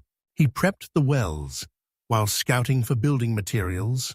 Work as approved Weiss arrives, hyped to see the design. Before sharing, Miyabi tells him to go easy on Karen. She's exhausted from his demands. Weiss laughs at the auto water and heat, while Miyabi beams with rare pride. Splitting the upgrades maximized power and simplified the process. He beamed with pride over his creation. Suddenly, Weiss orders them back as Karen Rushton reports trouble. The bath's flooding. Alicia and the maids finished cleaning and cleared out. Miyabi apologizes for his mess. Weiss blamed the infinite water setup's lack of drainage, leaving Miyabi feeling like a scolded kid. Karen's suspicious bats used tons of hot water, so how did they drain it before? Weiss explains the 30-year-old mansion lacks drains, using magic to levitate water out instead. Draft, Miyabi realized he'd have to build the plumbing from scratch too. Wait, let's try. Miyabi realized he'd have to build the... He breaks down the concept they've never heard of. Weiss spots 2 flaws in Miyabi's plan. The bathtub design was a disaster. Miyabi blamed the pattern, but the real issue was the cube alignment. Miyabi's confident in his water skills, but he's challenged to ditch the shoes and test it himself. Miyabi tests the bath and scolds his feet. Enchantment power scales with mana input. Boiling water with pure magic is impressive, but these searing blocks will melt your skin. Problem 2. The mansion's foundation was triple-layered stone. They needed to clear space for drainage, but Miyabi didn't see the issue. Karen bragged his master's secret move would crush this easily. Miyabi shows the move, leaving Weiss even more baffled by his true identity. Done digging, Miyabi reveals a sudden idea. Wise and grim, they saw it coming. Miyabi was used to the reaction. With the block's heat constant, he installs a separate water tank. He broke down the mechanics. Weiss asks why the water drains away. Miyabi can stop the constant flow, but to a commoner, this much waste is pure luxury. He remembered the inn and those freezing bucket baths. He warns dumping hot water into the river will kill the fish. Karen's fix cooled the water before the river, like blowing on hot soup. The trail scrambled for a plan. That night, Eleanor updates Zion. The guildmaster hears an intriguing rumor. She exposed an adventurer working for the production guild without a formal request. Mansion workers spot Miyabi and Karen working late every night, wondering what they're up to. Miyabi's prepping relief prototypes for tomorrow's construction. They warned him to rest, but Miyabi insisted he was fine and almost finished. He struggled to carve the peels, but they always looked off. The crew eyed his prototype. Sid's there. A hyped Astaba offers his expertise, but Sid confidently takes charge. His masterpiece shocks the crowd. Miyabi's stunned by the vibrant, delicate petals. He didn't know smiths were this skilled. The workers laughed at his shock. Sid's brother reveals he's a sculptor, not a blacksmith. Miyabi's stunned. She thought they were just blacksmiths, but Sid's brother reveals their workshop does way more than forge. He hires eccentric artisans, like a sculptor dabbling in smithing. Titles didn't matter. Every craftsman created freely, building fierce loyalty and wisdom. Miyabi discovers she's renovating the Lord's prestigious mansion. Massive crew involved. A rare shot for these driven craftsmen. Everyone's counting on them, so they're delivering peak quality to protect the Black Iron name. Karen's scream shocks Miyabi, but it's justified. He just pulled off a perfect instant block. Matching Karen's hype, Miyabi watches him repeat the feat.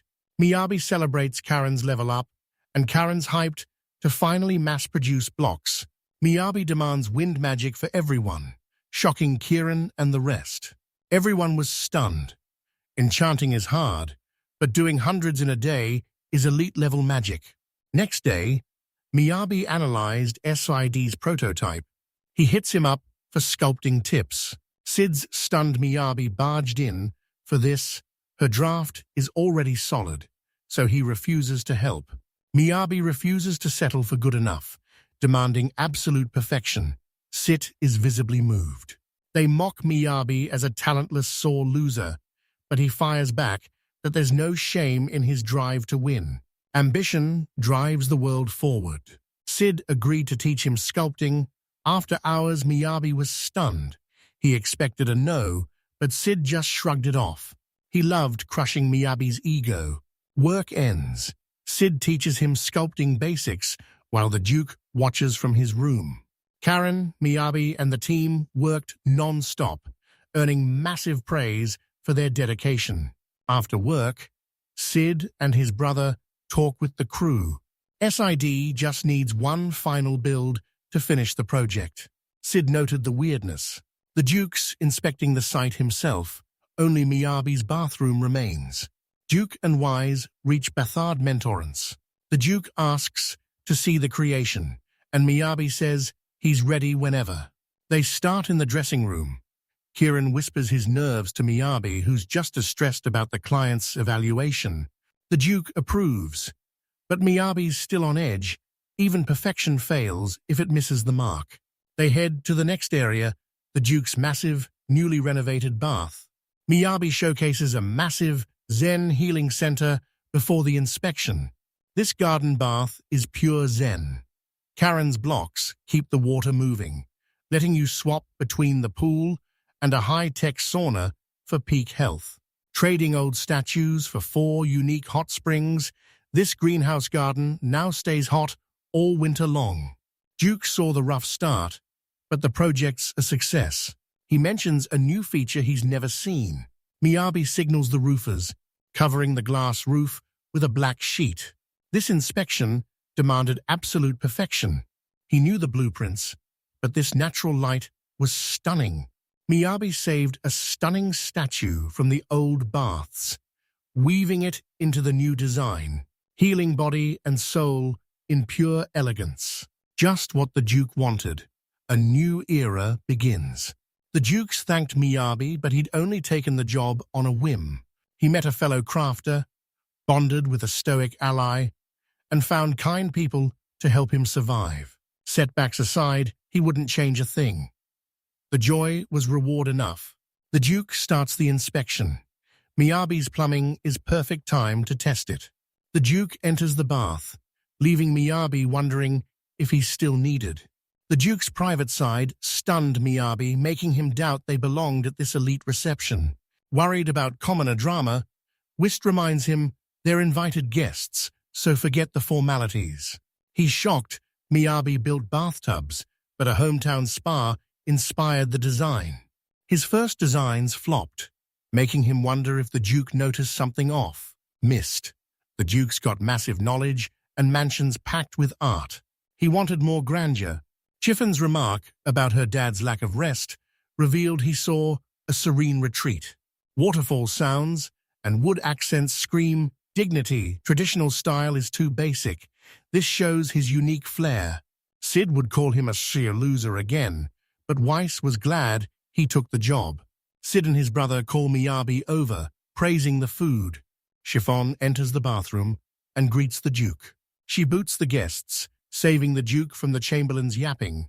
He's relieved she changed the subject. Chiffon noticed the bathroom stayed warm despite the late winter chill. The Duke pumps bathwater under the floors for heat, letting even tropical plants thrive here. His CDR roses are back to life, and Chiffon is thrilled. Tease hoped the roses would bloom like her dad's curls. Could royal capital flowers survive here? She asks about his new garden plans, but he's keeping her in the dark. Chiffon finds the original blueprint. He traced the path toward the city. Next day, Liz rushes me. Liz is fuming at Miyabi's slow pace. Still wiped from yesterday, he wants to coast, but Liz refuses to be late. Liz points ahead, curious about the massive crowd already gathered. A new hot water foot bath just opened for soaking.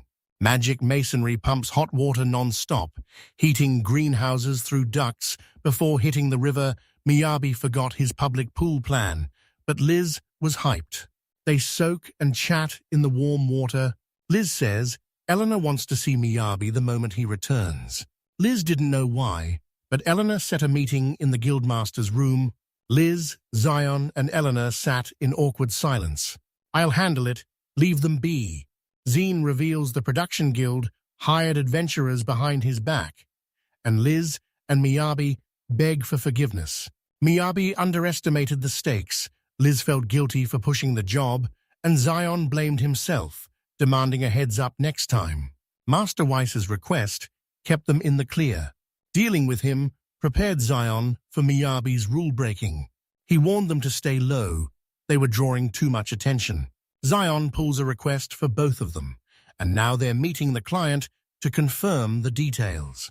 The client is Duke Balding himself. Shocked whispers erupt. Miyabi questions the Duke's casual entrance. While Liz is stunned, her advice worked this well. Their gossip was too loud, so Zion warned them to quiet down near the Duke. They steady themselves. Liz introduces herself, and the Duke skips formalities, telling them to relax. He praised Miyabi's gear. Stunned, he's actually an adventurer. Now, a new party member has him hooked. Liz claims she's no Miyabi, but the Duke's seen her feats. She's underqualified for a noble's request, but he tells her to drop the modesty. The 150-league trek to the capital required a reliable guard for his daughter. Miyabi sees Liz's big break, and she's ready. But long escorts need a full squad, 2 vanguards and a rear guard. No team, no mission. The Duke praises her thoroughness, revealing he's already recruited more members. The Duke teams Miyabi and Liz with a rank party, Redcliffe, and B-rank Nell for their next mission, proving their worth instantly. New mission escort, Dupchippin's daughter, straight to the capital's magic academy. The elite escorts made Miyabi and Liz look like extras, but the Duke just ordered them to prove their worth. Leaving the manor, Miyabi noticed Lizzie's cold, unsettling silence. He offers her a way out, but Liz refuses. Rare missions like this don't come twice. But she had doubts. No time to talk. They spot Eleanor sent by the guildmaster. She steps up to guide them through the process. She praises the Duke's request and their insane rise, admitting Miyabi's talent dwarfs her own, while Miyabi wonders if a noble's favor is even a big deal. Eleanor explains only famous B-rankers with massive track records get these requests. This is a first. Accepting it puts them leagues above the rest. Liz figured it was a loyalty test. Eleanor asks if the Duke said it, and Liz confirms he did. He challenged them to prove their worth. Prove your worth, or you useless to him. She noticed he skipped the departure date clearly on purpose. Real adventurers wouldn't miss this test. But Miyabi thinks Liz is overthinking. The Duke isn't a villain. The women adored his innocent charm. Nobles play by their own logic, and Miyabi knew their worlds were miles apart. He questioned the nobles' worldview, already fearing the answer. They run into the other escort mission adventurers. Liz spots them, tells Miyabi to freeze, and ducks behind him. The party moves past. Seeing Liz, drenched in sweat, Miyabi asks if she's okay. Hearing Liz's name, one girl stops and turns, her expression shifting the moment she sees her. She instantly hugs Liz, babying her playfully. The group is thrilled, and Miyabi watches in shock as they target her. Liz reveals the Redcliffe team are old friends. Meet the squad, Laura the healer, Tyson the tank, and long-eared swashbuckler Dart. Miyabi's guest Laura is an elf with a bizarrely thick Kansai dialect. Laura speaks with a standard elven accent. Dart asks who he is. Miyabi introduces himself as Liz's partner and their support. Their shock blindsides him. Laura can't believe it. It's just the two of them. But Eleanor confirms the truth. Laura struggled to accept the sweet girl she raised was adventuring with a boy. Tyson's reluctant, but if Liz is serious, he's got their back. Dart demands Miyabi die for Liz. Miyabi counters, asking if they even understand what support means. They ignore him, so Dart doubles down. Miyabi realizes he has no choice. It's time to say yes. He questions protecting Liz, since she's way stronger than him, a total pro-adventurer. He claimed his job was keeping her comfortable on their adventures. Miyabi thought he was clear, but Dart heard a vow to make Liz the happiest girl alive. Dart accepts. He demands Miyabi prove his resolve and worth on the road to protect their bond. He must meet their standards and show he's truly committed. Miyabi's baffled by Dart's logic, but he's forced to agree. After handling Liz's old friends, they hit up Weiss to prep their story. Liz hated their arrival. Miyabi asked if things were always this intense. Liz felt like an outsider next to the three famous Redcliffe veterans. Her real father was in Redcliffe. As a kid, the teen played with her between missions, just indulging a sweet child. 8 years ago, her dad died on a mission. Now Miyabi finally gets why Weiss is Liz's adoptive father. After her dad died, the team smothered her. Liz tried pulling away and apologizes to Miyabi for the confusion. Her staff was built for her father. Weiss cuts the gloom. Annoyed, she only visits home to fix gear before running off again. Still friendly, Miyabi bets Wise and Liz's dad were once close. He noted the cautious gap between Liz and Wise. Weiss asks if they're dodging the mission because of Redcliffe. Liza insists they go. It's too good to miss. Despite her doubts, they trade barbs. Weiss jokingly scored Miyabi's response. Disaster potential, a massive 89 out of 10. Fix the mix-up fast, or Miyabi knows things will spiral. Redcliffe clearly missed the memo. He's only here for support. Liz realized they were in this mess because they listened to him. Miyabi questions if Redcliffe thinks they redating Liz, confirms it, and demands he fix the mess. He takes a beat. Miyabi pulls his dumb idea face. He defends his record, but Liz shuts him down. It's pure madness. He pushed a better plan that ignored the confusion. He'd let Redcliffe stay fooled. At the guild, everyone's hyping Redcliffe, but Eleanor isn't a fan. She just keeps working. 8 years ago, Redcliffe saved the capital from a monster stampede, skyrocketing to global fame. She's baffled. They're playing cute just to pry for info on Liz. Liz answers a knock to find her idol Eleanor, hyped and asking why she's there. Tea is served. Eleanor apologizes, but Miyabi shrugs it off and braces for the scolding. Result: they brace for a scolding, but Eleanor skips the lecture. She needs an urgent mission update confirmed immediately. Wait, let's make it punchier. Eleanor drops the news, and Liz's scream rocks the city. She's the new mission leader. An hour ago, Redcliffe approached Eleanor with a request. She asked why. Dart demands Liz lead a stunned. Eleanor asks if everyone agrees. They all backed Liz to lead Chiffon's escort mission. Eleanor says high ranks lead, but Dark calls it a guideline, not a rule. They called it a surprise for Liz, but Eleanor realized she was never told. Liz panics, clueless on how to command B-rank adventurers. Eleanor had written permission, but it was optional. Liz could still refuse. List was stunned. Duke Baldenia actually proved it. Miyabi sees Liz's pain and tries to cheer her up. The role meant more trust and a shot at giving the Duke exactly what he wanted. It didn't work.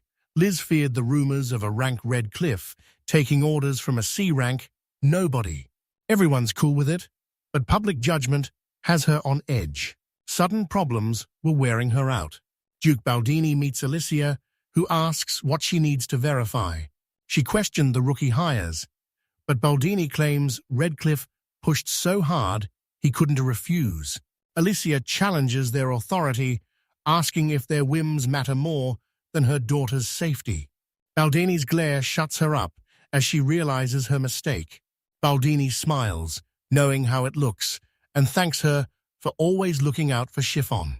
He tells her to stop questioning him and focus on her job once prep is finished. Everyone gathers at the city gate. Miyabi's hyped to see Liz, asking if her backpack is her only gear. Liz confirms. She hands it over, trusting him as her support. Redcliffe hauls in massive luggage, testing Miyabi's limits. Liz scolds them, roasting Dart for his weird speech despite being middle-aged. Dart demands Miyabi show them real comfort, mocking that he's no support if he can't even carry the bags. Miyabi's amused. Dart knows his reputation, but still dares to challenge him. Miyabi strides toward Dart's luggage. He stashes it in his inventory, then easily grabs Laura and Tyson S. bags. The group gaped at his bottomless inventory. The rumors were an understatement. Liz called them over. He slams their heavy gear as a total amateur move. Miyabi's inventory handled the load, but it would have crushed a normal carriage. She told them to reflect, and they listened. She reminds them they chose her to lead, so start showing some respect. Miyabi briefs Liz on the clients. Duke Baldini, Chiffon, Alicia, and the Guildmaster gather. Liz vows to protect the Duke on their 2-week trip to the capital, trusting her. He introduces his daughter Chiffon and her maid Alicia.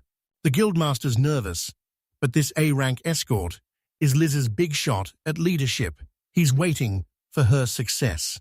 Ready to move.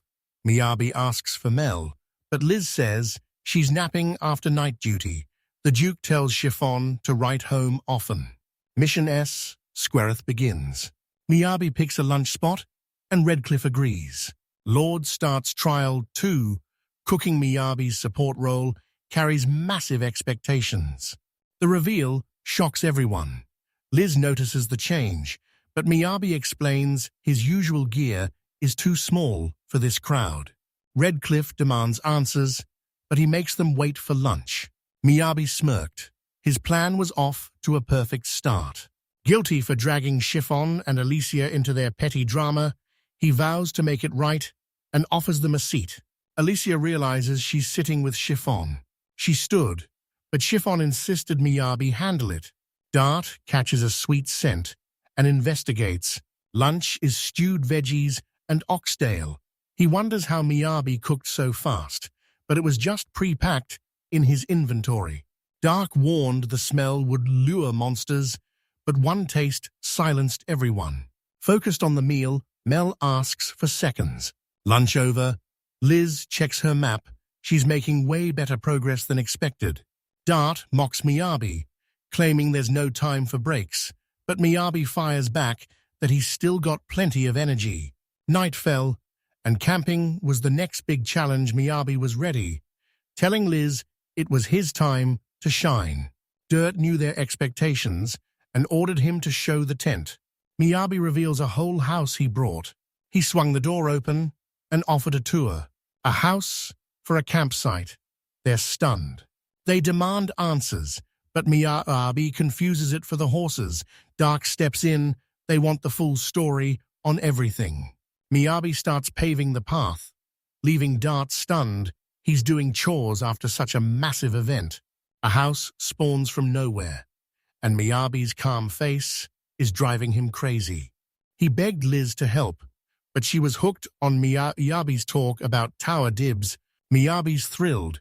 His plan is working. He's baiting Redcliffe to take him at face value so they'll stop overthinking and quit. He calls it the confused surrender tactic. Liz adapted fast, way quicker than before. Redcliffe's still refused to yield. Dart calls the shack uncomfortable, but Liz says staying dry is enough. She realized adventuring's worst enemies are cold and hunger. Dark tells Claire he won't trust Miyabi with Liz if the house is cold. They step into a warm, cozy room. The house wowed them, but Miyabi eyed the red cliff. The heat blasted them, but they shook it off and prepped dinner. Fresh from the bath, a puzzled Alicia watches on. He's stunned she can bathe mid-journey. Chiffon asks about their room, but Alicia reveals it's a cottage, not the main house she expected. Miyabi suggests a private sleepover for two to get more rest. Alicia apologized, feeling guilty for neglecting her. Chiffon tells Alicia to eat. She's exhausted after driving the carriage all day. So ready, Alicia refused to stay idle.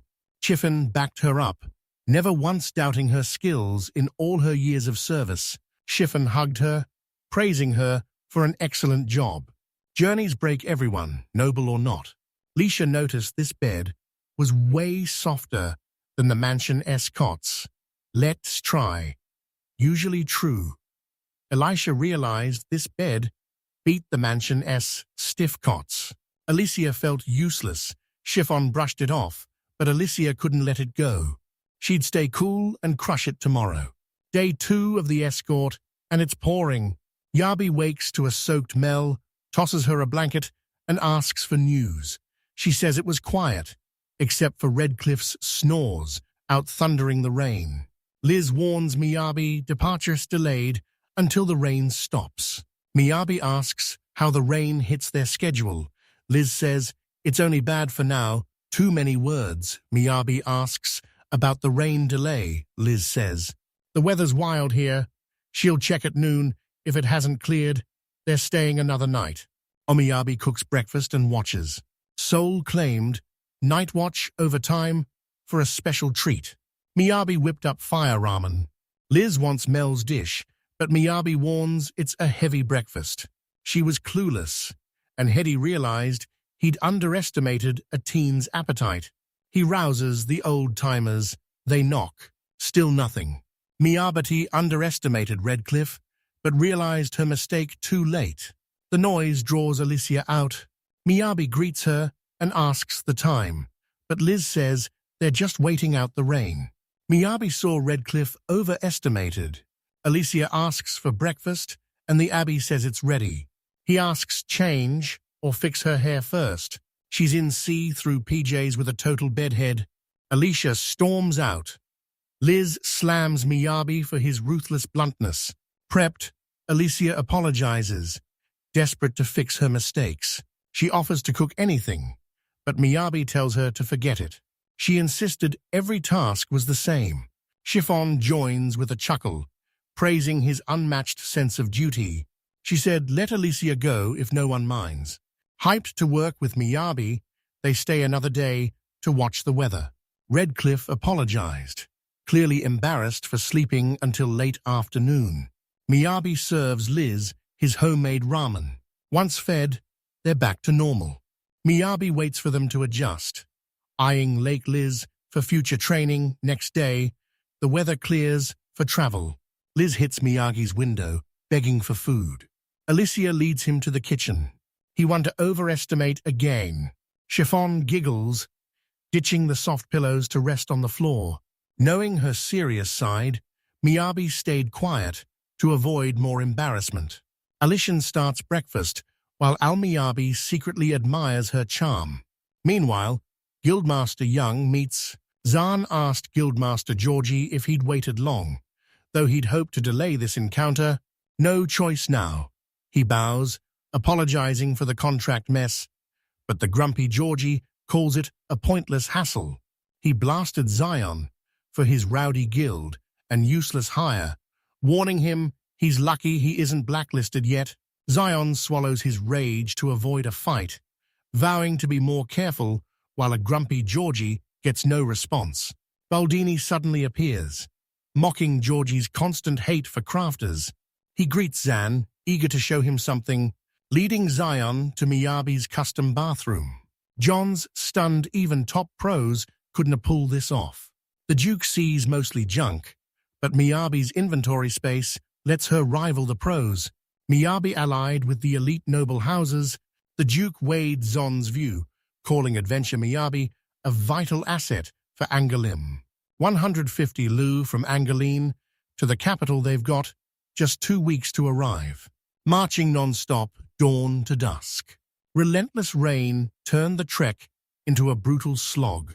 Day 6, and rain finds the main doors again. Chiffon's panicking they might not make the capital in time. Liz apologizes and calls a quick break. Miyabi asks if school starts before they arrive. Liz worried she was falling behind in school. Liz knew her excuses were weak. Back in Angela, she managed the land and networked with elite guilds.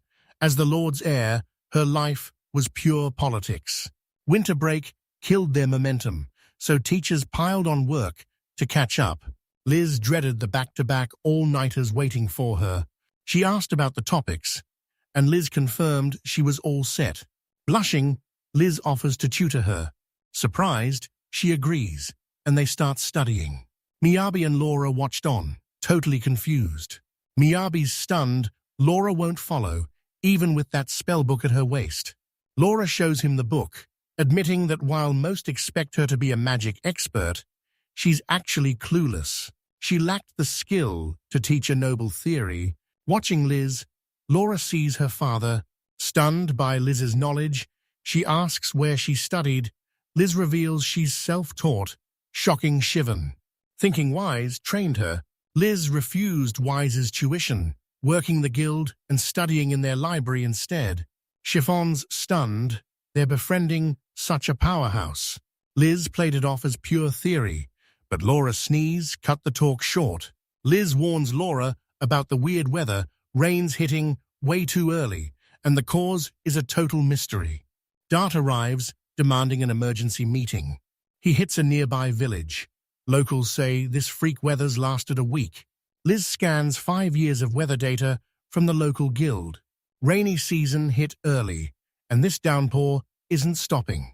Snow blankets the capital's mountain defenses. Leaving the valley, the air turns freezing. Things just got harder. If they'd moved faster, they could have outrun the blizzard. Next day, Liz and Miyabi hit the road by carriage. Liz asks if they readjust baggage, so Dart orders double speed for 8 hours a day, skeptical they can handle the pace. Even with his Gear S stat boosts, Miyabi couldn't break through. Humiliated, Liz hung her head and admitted she wasn't capable. Liz takes point on scouting. Day 7, they set out. A massive tree blocks the path, but Miyabi clears it instantly so they can push forward.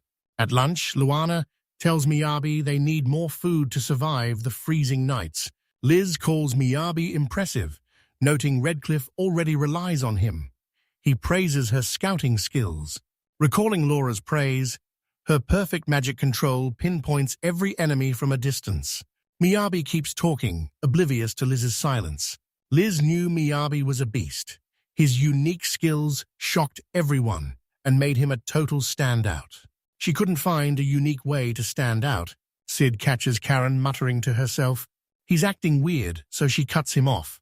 Karen tells Sid he's just inventory training. On the final day, Miyabi hands him a custom training plan, and Karen follows every step. Sid recalled Miyabi's massive inventory and nodded he wanted in. Whis reveals Miyabi left for the capital ages ago. Karen wished Miyabi luck, wherever he was. Miyabi notices Liz is exhausted since yesterday, despite her act. Riding beat walking, Miyabi watched him, hoping he was unbothered. Dart's plan clearly shook her, but it was the only way to keep everyone safe. It felt unfair. Liz spent all day studying roots and monsters, taking her leadership seriously. When trouble hit, Tata took charge, leaving Liz crushed. Dark calls Liz and Miyabi over. He points to an epic border statue. Past the Red Mountains lies the royal capital. List senses danger, shouting monster above Pinyat at 4 o'clock. 3 monsters, 15 meters out. Dart leaves them to Liz. She fires ice needles. Miyabi thought they dodged, but the needles curved back and killed the leader. Liz drops the leader, scaring the rest off. Back at the carriage, Chiffon asks about the ice needle spell, and Liz confirms. Chiffon sensed something was off. Ice needles usually fly straight, but she definitely saw this one shift mid-air. She asks how, so Liz explains it's just precise magic control. Liz redirects her needles from afar, a skill perfected through intense practice. Chiffon was hyped. Liz offers to teach her later, and she eagerly accepts. Dart hoped the weather held for their 5-night rest. Chiffon and Liz prep the ice needle. Chiffon's needles keep crashing into obstacles, but Liz reminds her it's always tough at the start. She served Yabi's cookies. Chiffon ignored her father's warnings, underestimating the journey's brutal scale. Miyabi built rain covers for walkways and supplied desks and blackboards for study sessions. He keeps impressing Chiffon, who asks how Liz and Miyabi met. Liz says they met while he was lost in the Angela Woods. She leads him to town, but he's broke, so they naturally team up. Chiffon asks if Liz already has a group. Liz knew rearguard mages shouldn't be solo. Changing the subject, he asks about her magic training, but Chiffon admits she's barely practiced. We focused on mastering advanced magic. Liz saw Chiffon's massive magic talent is everything. Liz admitted she lacked it. Mastering magic takes 3 things: theory to build it, skill to control it, and raw power to fuel it. Theory can be learned, but magic power is everything, and it's set at birth. It grows like muscle, but Liz hit a wall a year ago and hasn't budged. She mastered her limited power with surgical precision. She dove into complex magic theory to maximize power while saving mana. Prodigies surged ahead, leaving her in the dust. Hard work wasn't enough. Liz spiraled into self-doubt, feeling totally insignificant. Complaints were useless. She focused on training. She demanded Yuffin show her hand. Magic flows from the palm. Liz synced their magic, telling Ifan to memorize the feeling for later. Liz's lesson echoes Chiffon's father's own training. Miyabi knocks on Dart's door, ready to talk.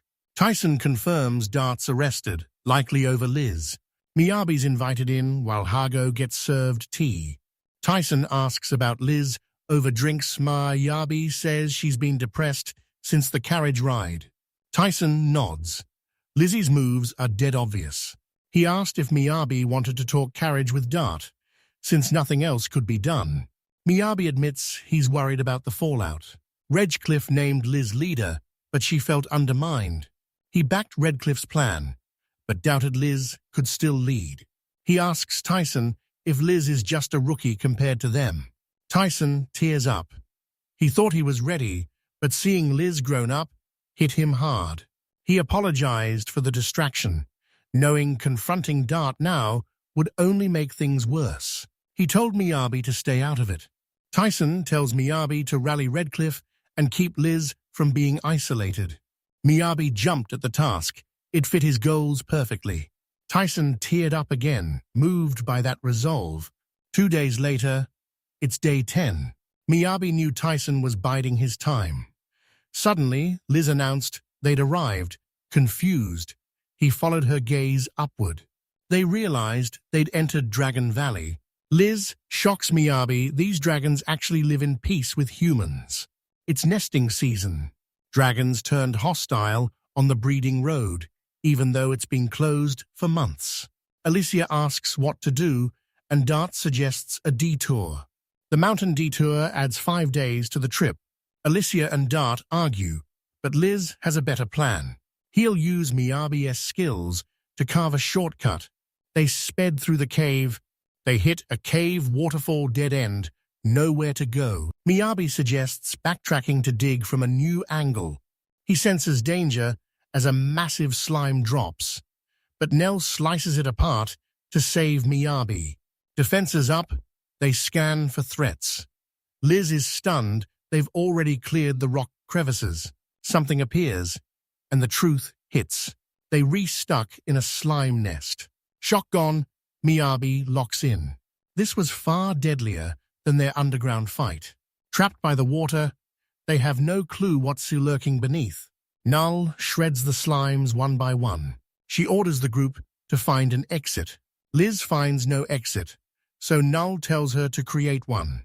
Her talent was so cracked, the others didn't even need to hit the slimes. Slimes dissolve flesh and bone with a unique attack. Slimes are slow, and their core is their weak spot. One or two are harmless. In close quarters, their numbers are lethal. Slimes seep through the carriage gaps. Defending this cramped space is a nightmare. Liz froze, unsure of her next move. Guilt crushed her for suggesting the mountain path. Blinded by guilt, she misses a slime's strike, forcing Dart to sacrifice his arm to save her. Dark stayed calm, trusting Laura. She snapped for silence, focusing on her spell. She drops a healing circle. Dart's Moon mends instantly. Acid damage vanishes, but mass healing drains massive mana. Liz saw Laura's elven power. She refused to sit back. Laura could heal, but Liz blamed herself for Dart's wound. Driven to prove herself, she readies an ice needle to snipe the slimes before they close in. Dart erupts, sending the ground surging upward. Liz felt like dead weight watching his A-rank power. Dart's power fades, revealing the slimes are wiped out. Miyabi asks, "My turn." But it wasn't over. Laura asks Liz if she remembers her dad's fighting style. She grabs Liz's hand, sharing her magic. Laura recalls Liz's dad, debating her best magic attribute. He chose magic guidance and simple, unforgettable skills for her. Law says elite magic demands perfect control and deep knowledge. Slimes slip through gaps, so how do they escape without force? Laura trusts Liz, telling her to rule out the impossible and see what remains. Liz knew gaps were the problem. With plenty of water nearby, she could seal them shut. Why hadn't she thought of this sooner? She remembers mentoring Lady Shafan. Use those same tricks at night. They shifted mana particles to steer the spell. In theory, you have total control from start to finish. Liz hijacks Laura's magic mid-cast complex, but necessary. Giving it her all, Laura and Liz unleash Flash Freeze. Dart reveals it's her father's technique, but Liz misses it. Miyabi gaped. Every slime was frozen solid from floor to ceiling. He spots a glow and asks Dart, "It's light. This river leads outside." That opening was their way out. Dart warns the snow will stall them. Miyabi's tunneling is the faster play. Miyabi demands all eyes on his next move. He stencils the metal and cuts the base shape. He beveled the edge and smoothed the bottom blade. Rinse and repeat for mass production. So shoes, stick 'em on everyone. S-shoes, let's go. Wait, stick 'em on everyone. S-shoes is 5 words. Miyabi crafts ice skates, but admitted he sucked at skating. Dart could lift it, but the carriage was a gamble until Miyabi added sleigh treads to make it work. Prepped and ready, they head out. Turns out, these gelatinous slimes don't dissolve in water. They cleared the tunnel and bolted. Liz apologizes to Chiffon for the ordeal. She blames herself for that dangerous shortcut. Chiffon rejects Liz's apology, making her even angrier. She insisted they reach the capital fast. Liz made the right call, but nobody saw the road closure coming. A detour was inevitable, but Liz's quick thinking saved the day. She smiles, telling Liz it's all good, no apology needed. Time to apologize again. Chiffon stops her, prioritizing results over Liz's obvious distress. Chiffon warns her to stop obsessing over mistakes. Perfectionism is toxic. Liz realized her perfectionism was the problem. Chiffon's kindness moves Alicia. She then heads back to her carriage. Dart and Laura roast Liz, stunned by her stone-cold calm. Seeing Liz fight beside Laura, her growth was undeniable. Dart spoke up, hugging Liz and admitting they missed their 4th member.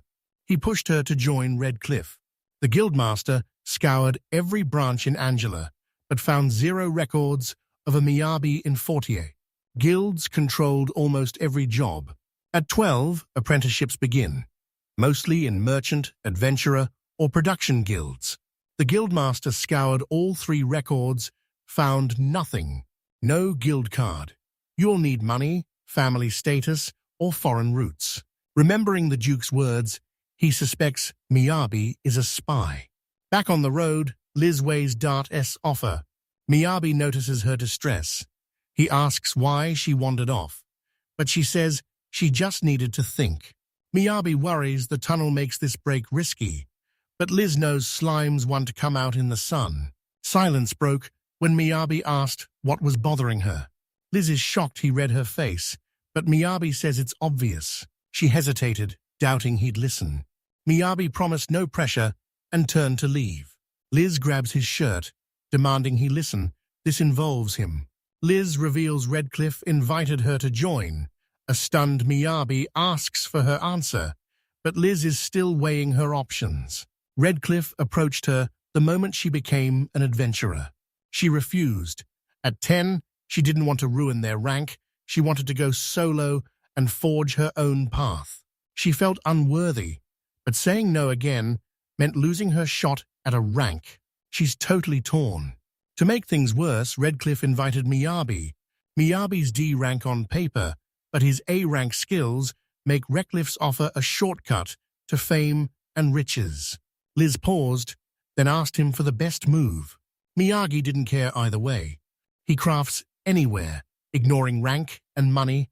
Liz panicked, realizing she was the only one focused, but Miyabi quickly clarified he wasn't judging. He'd promised her a life of comfort and adventure. Her happiness was his. The leak warns, every choice brings regret. Hardship makes her second-guess her path. Miyabi regretted dwelling on the past, but knowing his choices shape his future keeps him moving forward. Whatever Liz decides, he's backing her, no regrets. Liz jokes Miyabi sounds like her dad, then seriously thanks him and promises to think it over. At camp, Miyabi tries to stop Alicia from washing dishes, but she insists it's her job. Miyabi packs fast, exposed food lures, monsters. Suddenly, intruders shock the group. They look harmless. An old man steps up to apologize. Meet Dominic, leader of Brando's Monadry. A traveling troupe followed the aroma, mistaking the camp for a mountain restaurant. Dominic mistook Miyabi's crew for bodyguards. Noble Dharma introduces himself, stunning Dominic. A Redcliffe fan obsessed with their monster stampedes. Dominic nearly collapses, but Dirt catches him. Dominic's fine. He's just riding an emotional high. Dominic's troupe is heading from target territory to perform in Angela. Heavy rains stalled them. Supplies trashed, leaving them starving for days. Desperate for food, they headed to the village at Dragon Valley's base to restock. Darton warns Dragon Valley is closed for breeding season and suggests a detour, adding 5 days to their trip. Dart rejoins the group and shuts down Liz's offer to guide the performers back.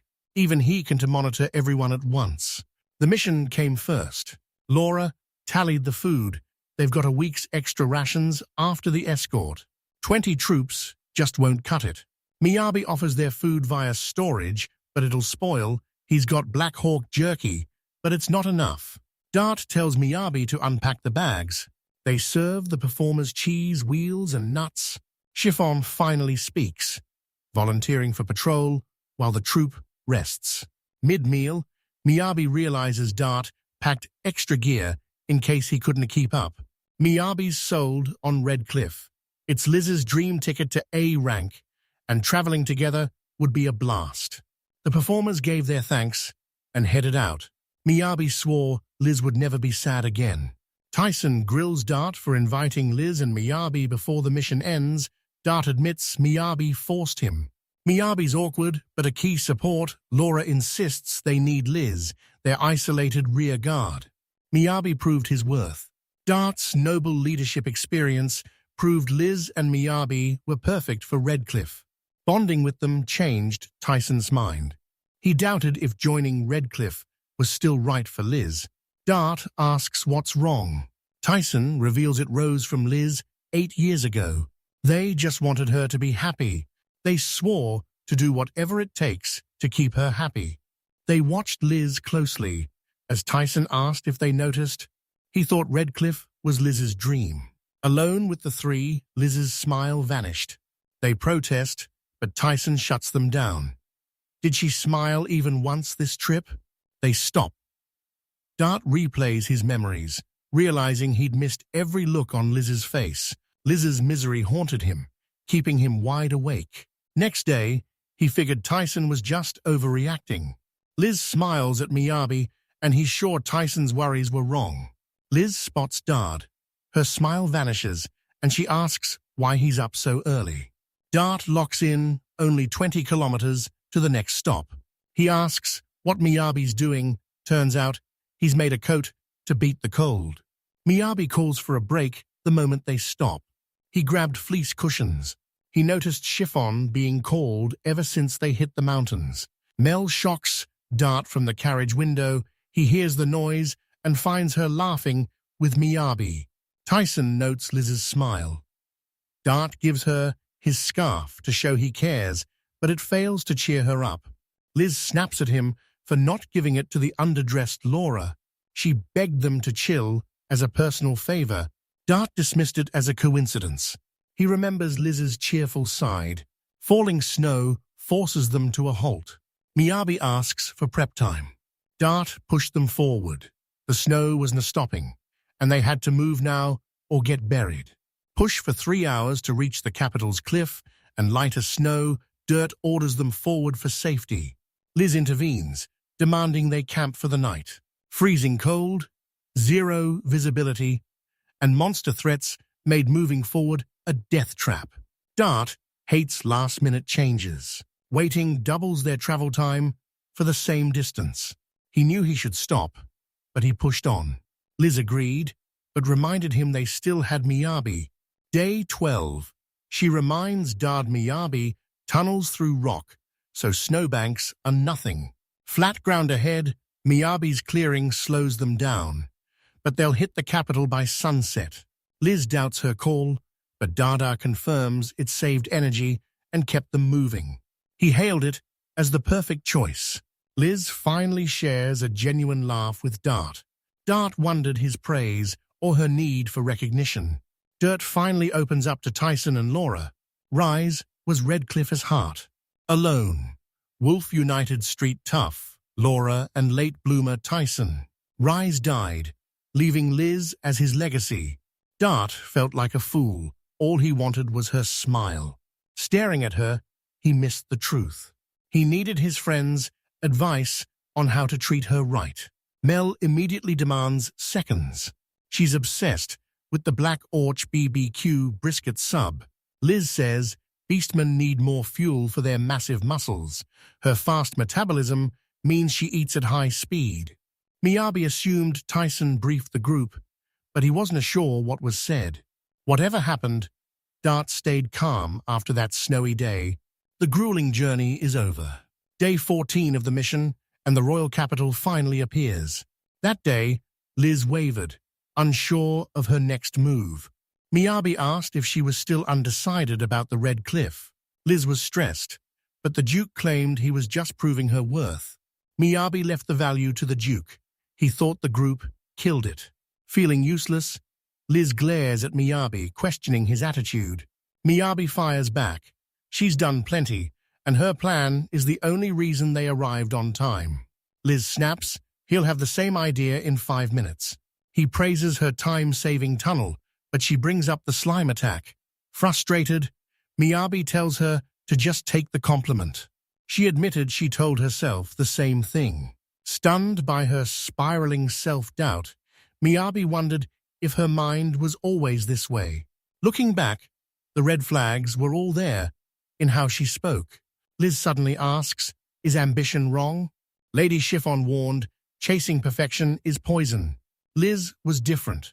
She held herself to a high standard, but now she's questioning if she's wrong. Miyabi's blunt answer is enough.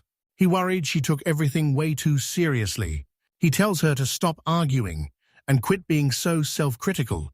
Seeing her shock, he switches tactics. He asks what she's good at. She says studying because she loved the rush, but she was no pro. Miyabi cuts her off, calling her out again and sliding on his glasses. Then he breaks down self-esteem. He tells her to brace for another lesson. She blanks out, but he tells her not to worry. Love's power could shift mountains. He whispered he knew a reliable man. He examined her hand, noting her journey was just starting, but she already meticulously planned every move. Miyabi forced her to shout, she loves studying. Lesson or not, Liz was mortified. Next day, Chiffon says she loved last night. Liz realized the courtroom heard their entire chaotic argument. Chiffon noticed Liz was way happier. Day 15, they hit the royal capital. 2 weeks after leading Angeline, they finally arrive. Schiff thanks the team for their hard work on the escort. Speech over, Alicia tells her the chambers are ready for rest. Chiffon hadn't budged. Redcliffe hesitates. Liz and Dart wait as he asks again, will she join them? Liz spent days soul-searching, finally deciding her path and how she wants to live. She thanked Laura for teaching her to fight like her father, a debt she can never repay. She never imagined reaching this level. Casting that advanced spell together gave her pure joy. One image stuck her standing beside Laura, replacing her father.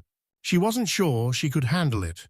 She owned her stubbornness and refused to be her father's replacement. She's carving her own path.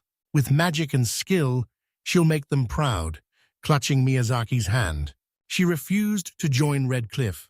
Flustered, Miyabi warns her this will only cause more misunderstandings.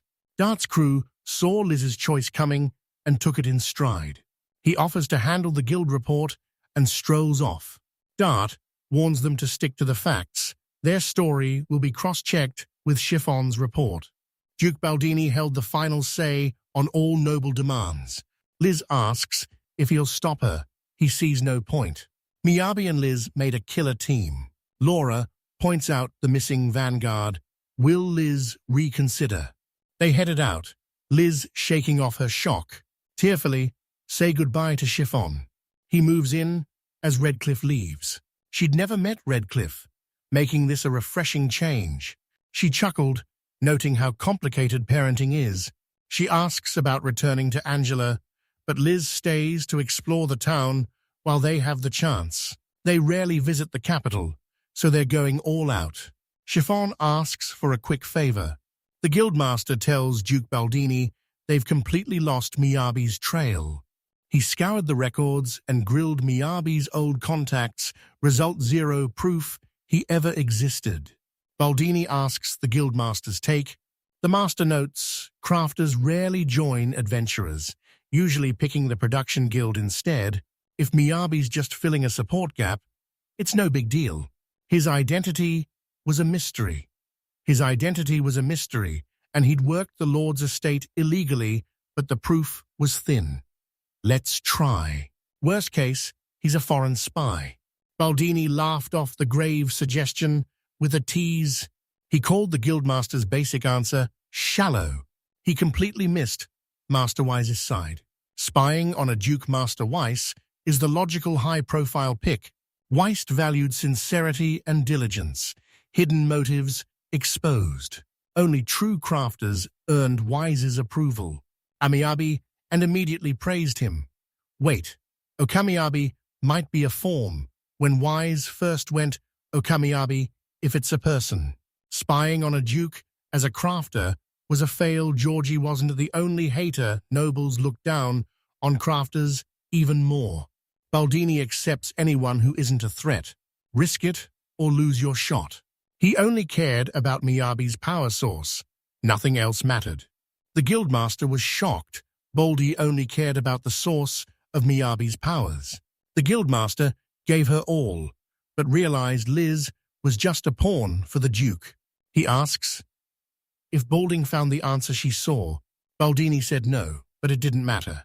His next move was already set. Chiffon tells Alicia to grab her journal so she can write an entry. Holesha suggests resting after the long trip, but it's just writing totally fine. Alicia insists she rest, warning the workload is too much. Don't push it if you're not ready. Chiffon retorts that not everyone has adventurer endurance. She asks if Alicia's worried Liz will be upset. Alicia puts feelings aside, focusing strictly on Chiffon's health, and Chiffon understands she promised to rest and invited Alicia to join them tomorrow. Alicia stepped out to write in her journal. Worried or not, she couldn't defy the order. On maid duty in the hall, she spots her brother and assures him she's safe. Liz tells Miyabi they never got to say goodbye to Mel. Mel vanished mid-talk. Liz missed her chance to apologize, and now Miyabi's stuck covering his night shift. He wished you'd at least thanked her for the help. Liz wants a celebration, and Miyabi realizes that even though the mission is over, they haven't had their wrap party yet. He's about to move, but Liz shuts him down. She's mortified he almost called everyone back after her breakdown. He denies the plan, but Liz won't budge, so he suggests finding Mel instead. Liz crafts a simple lure she's quasi will work, but Miyabi's skeptical. It worked instantly. Nell, Liz, and Miyabi toast to their successful escort mission. Nal eyes the feast and asks if it's free. Miyabi says yes, and Nal instantly swipes their portions. He whispers to Liz, asking why hoard when the feast just started. Miyabi entertains Mel, but Liz catches his scheming villain smirk. He monologues over her food, while Nell calls the venue charming.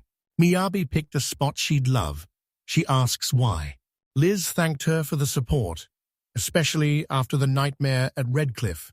She finally got it and was totally fine. Liz knew Mel's loved cute things since day one. Nell insists she likes the spot, but Liz teases she outgrew that phase long ago. Miyabi chuckles at their banter. They clearly go way back. Liz and Mel first met outside Weiss's forge. Seeing an even smaller girl demand a knife is a total shock. No freebies means Liz sells the knife. Miyabi assumes Mel suffered, but Mel sets him straight. She claimed getting cast out was normal for her family. He asks if they're childhood friends, but Liz shuts him down. They barely hung out as adventurers, and she outranked him instantly. Noble invites are pouring in, but missions still follow standard protocol. Miyabi asks if all elites are this strong, but Nell is the only exception. Despite their fame, Redcliffe still used the guild. Miyabi remembered Laura needed a vanguard, and it finally clicked. Mel was the one. They're hyped, asking if she's solo. She refuses, so Miyabi grabs her hand and joins them with a question. Look at those hyped faces. She joins for the food, and they agree to take requests together at her old cottage. She didn't hate them, but she chose to live and die on her own terms. Her life, her rules, and she knew they'd never fit their plans. Miyabi was stunned, but said he understood. He admitted he got carried away, dreaming of her joining. She's getting flashbacks to her old party.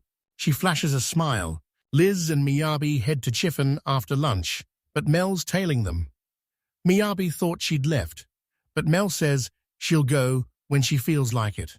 Chiffon's stunned to see Mel, but Miyabi doesn't care. The city's way more fun with a full squad. Details settled. Chiffon declares today's adventure is better with a crowd. Liz and Miyabi are stunned. How does sightseeing count as an errand? Chiffon credits Liz for the success and thanks her, but Liz is baffled. Done is the key. Chiffon reminds her of everything she's done on their journey. Let's try Chiffon lists every favor from their journey. She finally had the chance to explore the city, and the group couldn't say no to that. First, stop the Holy Stella Church, a place special to Liz and Miyabi. Chiffon reveals the capital's top landmark, the Temple of the Mother of Gods. Miyabi's so awestruck, he starts acting weird, earning a sharp warning from Liz. Miyabi spots a crowd and asks Liz what's happening. It's a class appraisal. He's clueless about appraisals, So she reveals classes go way beyond just combat and production. Inventory skills reveal your type. Subdivisions get specific, but these tiny details are harder to pinpoint. Magic stones test everyone's class like a litmus test, but Liz skips the process entirely. Magic classes are inherited from parents. Swordsmen raise swordsmen, wizards raise wizards. Deviations are rare. Once memories form, skills manifest naturally. Parents rushed for early appraisals to find the strongest bloodline. Tourists snagged official church-sealed certificates as keepsakes. Liz felt like a clueless country bumpkin. Miyabati wanted a certificate, but Liz shut down the purchase. Chiffon steps in to pay the bill, remembering her father's words. He asked if Miyabi was cool, being the only one without an appraisal. The church erupts in light during the infant's appraisal, revealing a crimson glow that marks him as a future legendary swordsman. The priest notes the baby's rare power, while Miyabi watches the parents celebrate. The priest claims combat magic guarantees a perfect life. Now, it's Liz and Miyabi's turn for appraisal. A gift from the 12 goddesses. They guided Liz to touch the stone. Liz whines about being weaker than a baby until a purple glow appears. The priest declares her a magician. Liz wonders about Miyabi's true power, and she's about to find out as he touches the stone. Liz expected major magic. The blinding flash instantly seared everyone's eyes. Miyabi and the crew are left completely baffled. The priest panics. This magic level is record-breaking. Blinding light hid his class, so he's determined to find the truth. Miyabi touches the stone again. The priest catches a glimpse, shocking everyone. Miyabi's a crafter, a weak class for his massive magic. The priest notices the crowd's disappointment. He assured them no class is weak, sent them downstairs for their certificates, and blessed them as they left. Miyabi hated the result. Liz's rage shocks him, and she decks him before he can speak. Chiffon plays peacemaker, asking Mel for an appraisal, but gets a hard no. Alicia's fixated on that strange light, and she knows Miyabi's been acting suspicious since the start. Was that light why Chiffon joined? They head out. Watching from the church, the priest knew Baldini's messenger signaled something massive was coming. In 50 years, the elder priest has never seen magic this massive. It even dwarfs royal blood. Shaken, the younger priest asks what's next. But for once, I don't know, he hesitated. This was a first for him. Miyabi stares at the sea, processing the appraisal. He's numb to the weird, but this still shocks him. He built everything he imagined. He ground hard to master this world, and finally getting his skills recognized felt amazing. Liz walks up, praising the ocean's beauty while he is lost in thought. She's never seen it before, and asks when he first saw it. Miyabi saw it as a kid. Is it exclusive to the capital? He quickly changes the subject. Guilt over lying to Liz. 8 years ago, a monster stampede ravaged the area. Everyone's smiling. Chiffon asks Liz if she expected to see the scars. Angeline is far, but reports say the capital was leveled. Liz is intrigued. Chiffon reveals that without the mage's shields, the damage would have been total. These elite mages serve the royals, using high-tier magic to guard the city, port, and beyond. Those past the Great Bridge suffered most. Downtown expansion failed, and Chiffon hears rebuilding has stalled. She warned, the slums past the main road were dangerous. Miyabi asked Liz if the outer wall was their previous campsite. Their talk snaps as a woman screams at another for opening a shop. She claims this market is strictly for elite goods and noble servants. She trashed the woman's wares, but the vendor fired back, insisting she paid for her spot too. Miyabi realized the capital was dangerous, and Liz couldn't stay quiet. He ordered her release, as the woman screamed, "Who's Liz?" Liz offers one last chance to talk it out, but the woman mistakes her logic for a threat. Miyabi panics, but Chiffon stays cool, and demands the list. A massive brute lunges for Liz. Alicia became a powerhouse, saving Liz and crushing the giant. Chiffon reveals Alicia is her personal knight. The woman demands answers, but Chiffon just praises her vegetables. Her elegance and soft voice sold the act, convincing the woman she was a high-born noble. They question her presence and slam the rivaless prices. Chiffon chose this stall over the decorative one, proving her taste is elite. Guardians arrived and hauled the attacker away. Liz thanks Alicia, awed by her strength, but Alicia snaps she didn't do it for her. The woman thanks Liz for the save, then asks Chiffon if she's sure about the purchase. Unfit for a noble-less table, Chiffon gave 2 reasons for her pick. She was intrigued, especially since this carrot smelled nothing like a normal one. Thrilled, she pointed out her village halfway up the mountain. Plain but sweet, Miyabi recognizes them as snow carrots. Snow-grown carrots pack more sugar. Same logic here. They're confused by the rain, but he reveals the peaks have been snow-capped since autumn. Schiff wondered if these crops could survive Angoline's climate. Miyabi knows nothing about farming, but he's the one who overheard Angoline. Her daughter moved there for an apprenticeship, a lucky coincidence. Miyabi swore her daughter was safe in Angoline.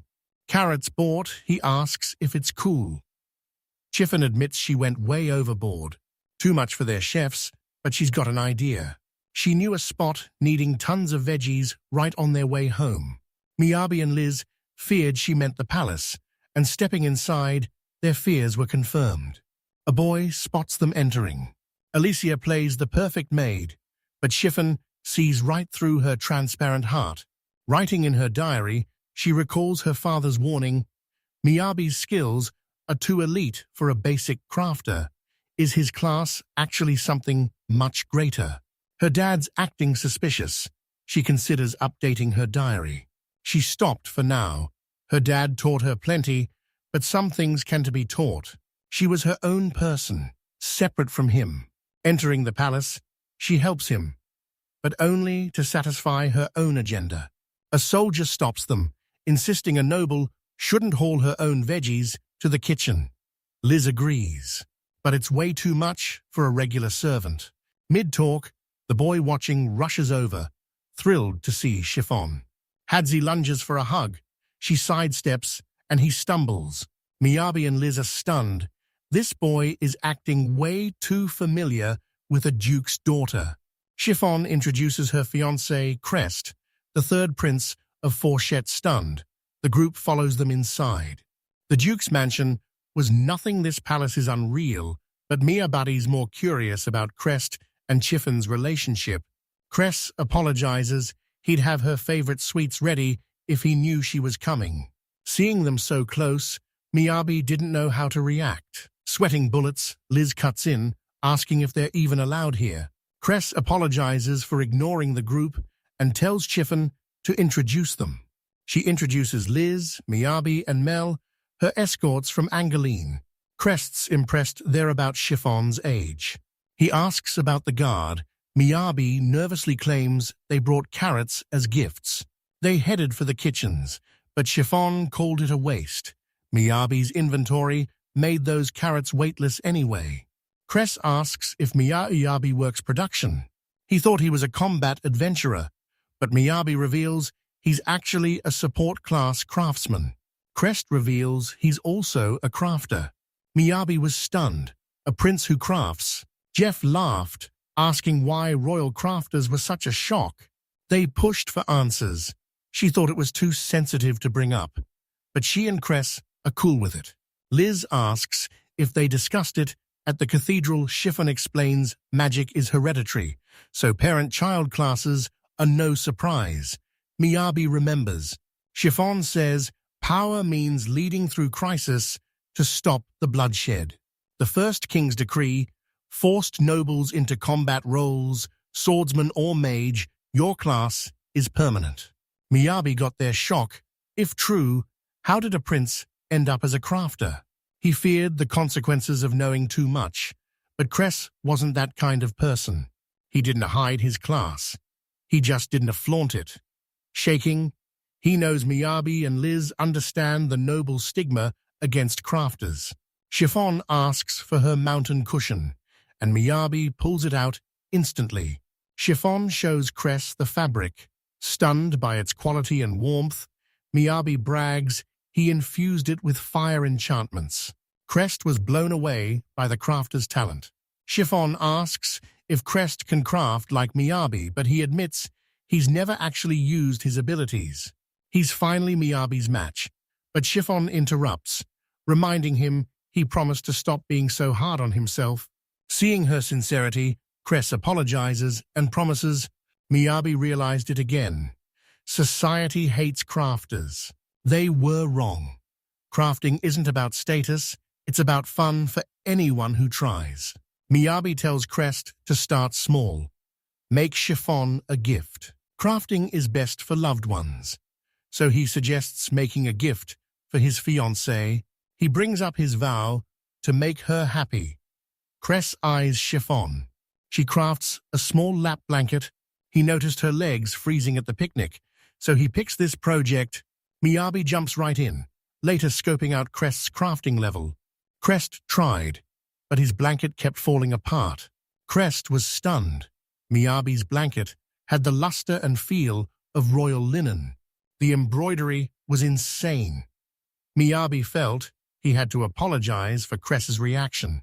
He thought he just needed practice, but even at level 1, this shapeless mess was a total disaster. Miyabi needed answers, so he asked Cress about his crafting skills. Cress didn't even know the word, forcing Miyabi to start from zero. Crafters master 3 unique skills: crafting, handicrafts, and cooking.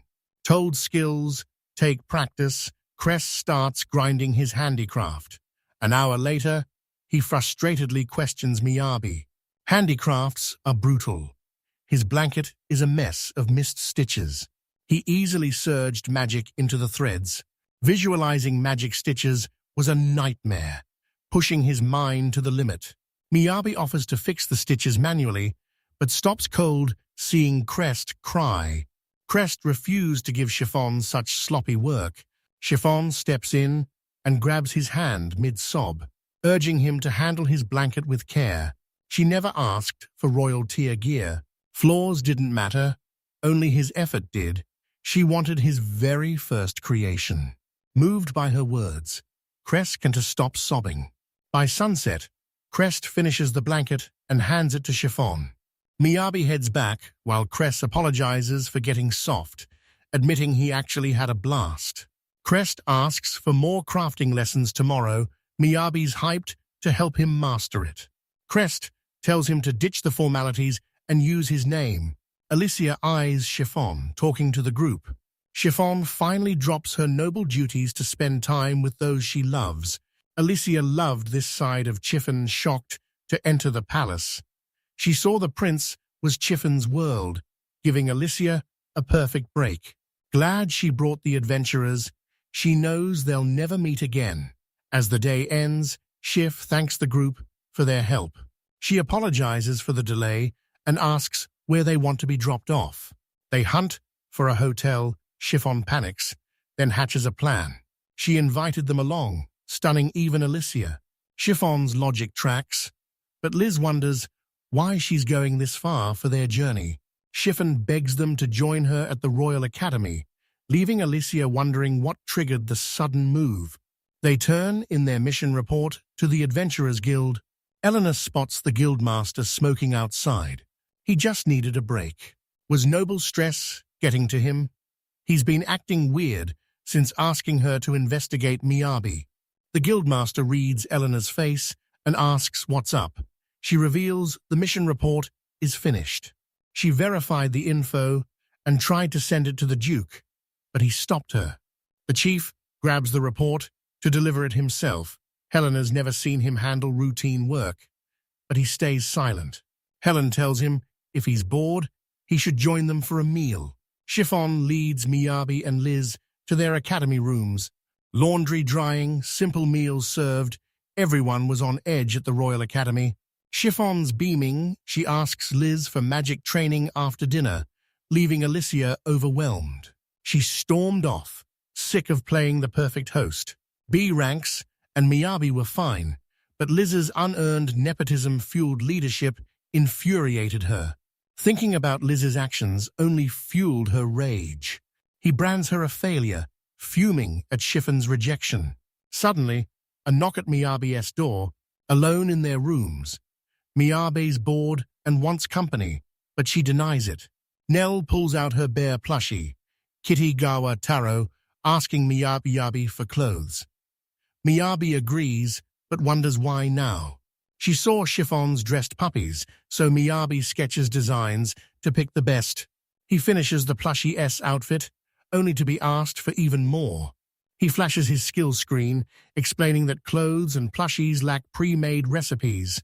Crafting S versatile, but without recipes, he's stuck. Low skill levels mean failure. Tucking her in, he explains that crafting items unlocks infinite recipes, but Null falls asleep mid-sentence. He synced his maxed Dreamworld stats and library, but he's hitting a wall. He's out of recipes. He realized the crafting class entry barriers were totally broken. After Cress's struggle, he had no time for feelings. Liz is spent. Even the backup house has a massive training hall. Pure elite luxury, a lot's gone down.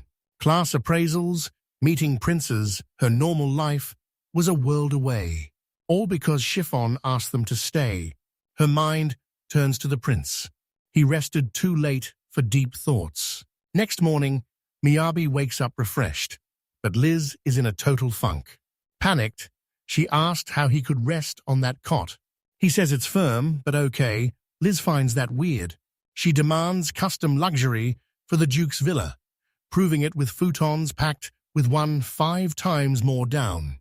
Thick, smooth cotton shows off master craftsmanship. She didn't get why they felt no comfort. Miyabi waited. He scolded her manners, saying guests don't complain about the bed. But Liz flipped the blame back on Miyabi. They keep arguing while Mal rests on the roof. Beef settled, they head out. Miyabi heads off to train Cress. Chiffon celebrates their stay, wishing for more time, as Liz reflects on her kindness. She drops Miyabi at Cress's mansion and returns for him that evening. Inside the mansion, Crest greets him with 2 men at his side. Security's tight. Crest's guards are fed up, but he's got something to show Miyabi. He leads him to a room packed with crafting gear. Crescent had the staff stash lesson supplies in his room. Miyabi's floored by the gear, and even more shocked to be in his private space. Chiffon loved the gift, but Crest vowed to create something even more beautiful for her. Miyabi blushes at Cress's loyalty to Chiffon, seeking redemption for his failures. Cress asks for help again. They sat together. Knitting was too hard, so Crest switched to simple sewing with pre-made fabrics. Miyabi's shocked by Cress's solo study and orders a redo of yesterday's project. Crest works on the blanket. It's full of holes, but it finally stops unraveling. Karen's hammer looked right, so Miyabi didn't look closer. He'd crafted so many in-game, it was second nature. Forget auto-crafting. Here, you grind for materials and quest for recipes to build from scratch, master the basics, or get nothing. No wonder Crest fumbled, despite Miyabi's help. Crest runs out of yarn, so Miyabi hunts for more, assuming his inventory is still limited. He screams at the gasoline, but Crest shushes him. It's a secret from his morning crafting. He remembers Miyabi's fire-enchanted cushion. He needed a warm blanket. It ignites. Miyabi notes the flammable fabric. The material clashed with Cress's magic, but elite control could bridge the gap. Crest cuts in, offering a magic hack to bypass his low level. Miyabi restored everything to perfection, leaving Cress stunned by his god-tier skills. Hooked, Cress grabbed a book to learn the craft himself. Miyabi cuts Cressy off, pivoting back to her earlier idea. Crest found a way to put fire magic into cloth without pro skills, and Miyabi wants the secret Crest explains enchanting difficulty depends on spell attitude and material compatibility. Fabric burns fast, making fire magic a nightmare to control. Crest fireproofs the fabric with metal before enchanting. He'd sew a fabric pouch with one open seam, using metal like electric blanket wires. Safe, effective enchanting, Miyabi instantly saw Crest's genius. 2 problems solved, smooth texture and outdoor ready. He picks rodent fur for the outer layer, soft, fluffy and durable. Inner chainmail balances weight on the lap, and they can even lighten the heavy metal. Explanation over, Crest waits. Miyabi notes it's heavier than an electric blanket, but uses the same tech. Miyabi's approval fired Crest up, and she was ready to start right now. Crest thought he had to craft materials, but Miyabi's stash shocks him. Panicking, he reveals a shortcut. Wrap mid-gauge wire around a pole, slice it lengthwise, and boom perfect identical rings. Now for the assembly, Miyabi warned it's possible, but way tougher. Complexity makes enchanting tougher. Chainmail's thousands of links are way beyond their current skill. Crest asks for a shortcut, but Miyabi tells him to figure it out himself. Crest thinks fast, enchant the rings before linking them. Miyabi spots Crescent's calloused hands. Crest just came from sword practice, a mandatory royal duty. He admitted crafting was way more fun. Ashamed, he admits he's never built a thing. Miyabi blames his royal status, but Crest reveals a different secret. His crafting class made his loved ones suffer. He'd grind for their sake, but it felt like masking his failure. Emotions clash. Chiffon's joy over the gift makes his heart heavy yet warm. Fired up to create, Miyabi thought Crest was just being metaphorical. Fire erupts behind him, and they scramble to put it out. The tables ablaze. Crest suspects a heat source as their shouts alert the guardians. They rushed in, but the blazing, airless room forced them to flee. Liz worried, could Miyabi handle it alone? She couldn't refuse a noble's invite, but she's low-key terrified. She figured Chiffon just wanted a friend her age. Ignoring the rules, Abby was fine, but Liz was terrified of being expelled. She drifts off just as Chiffon spots the main gates. They reach Major Allah, the Royal Academy of Magical Sciences. Null sees halls swarming with nobles. Schiff explains the school's elite history and apologizes to Mel for the boring tour. But Liz was having a blast. Chiffon tasks Alicia with the bags. She glares at Lizzie and bails. Liz felt the pure spite, but didn't know why. While Chiffon called the behavior uncalled for, she called Liz a friend and wanted to hang out, clearly annoying Alicia. Liz suspected more than friendship, but Chiffon figured she'd just move on. But Alicia needed discipline. She tours the Magic Academy, leaving Liz stunned by its massive scale. Famous portraits lined the halls like a celebrity parade. Chiffon was hyped to see Liz having a blast. Liz felt exposed, wandering the open, wishing she had an inventory. Chiffon saw Liz's obsession with magic science. She asked what first sparked her magic obsession. Liz never thought about it. Does love even need a reason? Chiffon admits magic was never fun. She calls ambition poison. Her childhood was a forge where politics, sociology, and magic molded her into a hollow, perfect tool. Liz poured her soul into studying and still loved her path. Chiffon idolized her. Blushing, Liz thanks Chiffon, the first person to ever see her true self. Chiffon reveals this isn't just a tour. Before Liz can ask, an explosion blasts behind her, sending a man flying. Chiffon greets Coraline, who stays casual even while upside down.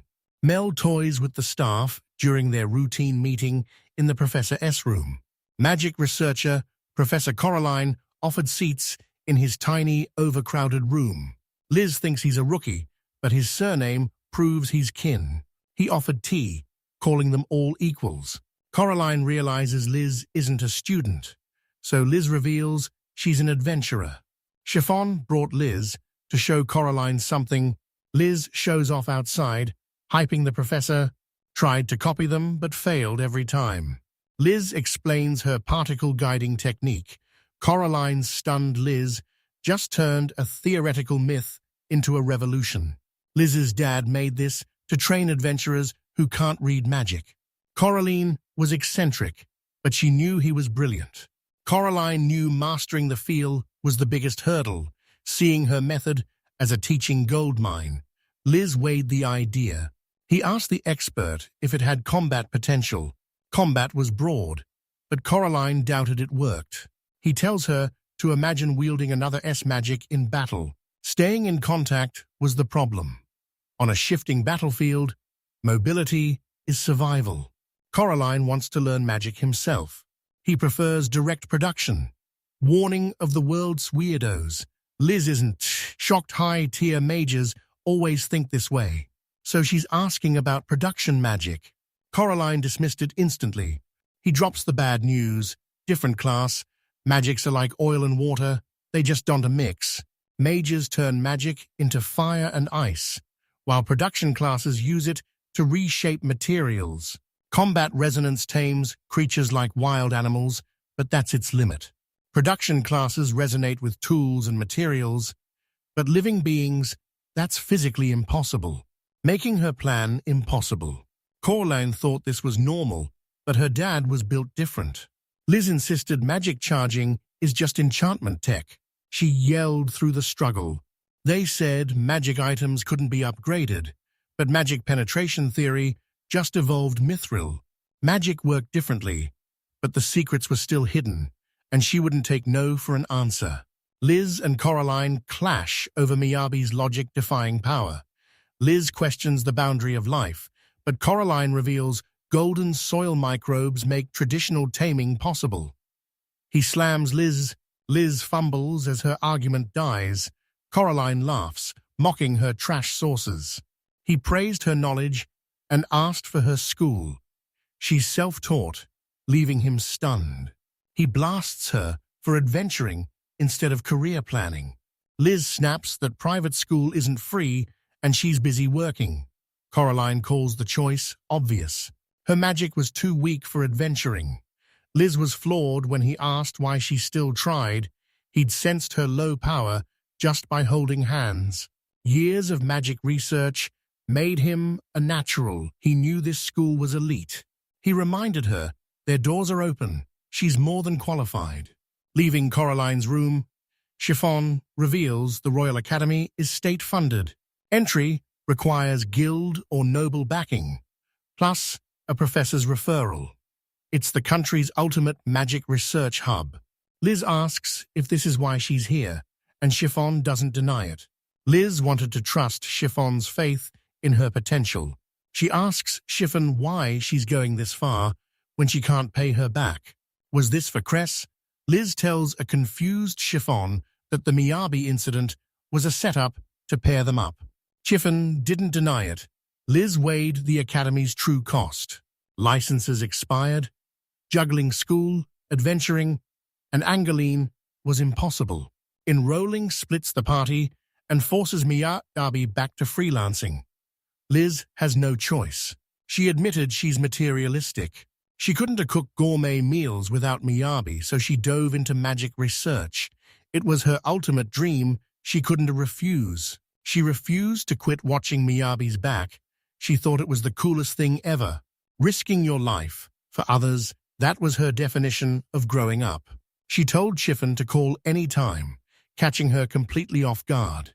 Liz's rapid topic shifts leave Givel dizzy. Chiffon admitted she kept secrets, acknowledging Liz's trust issues. She swore her feelings hadn't changed, letting Liz use that trust however she wanted. Liz's gut told her Chiffon was legit. Miyabi and Cress douse the fire, but the damage is done.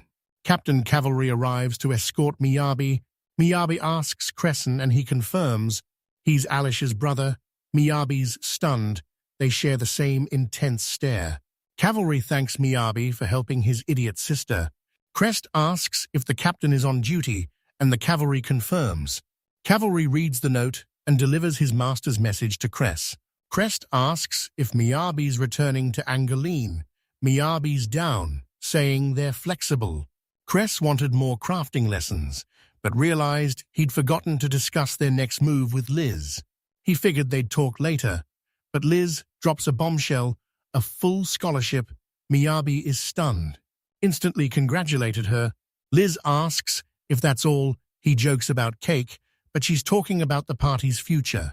Miyabi panics, but Liz wants to keep adventuring through school, asking him to stay in the capital.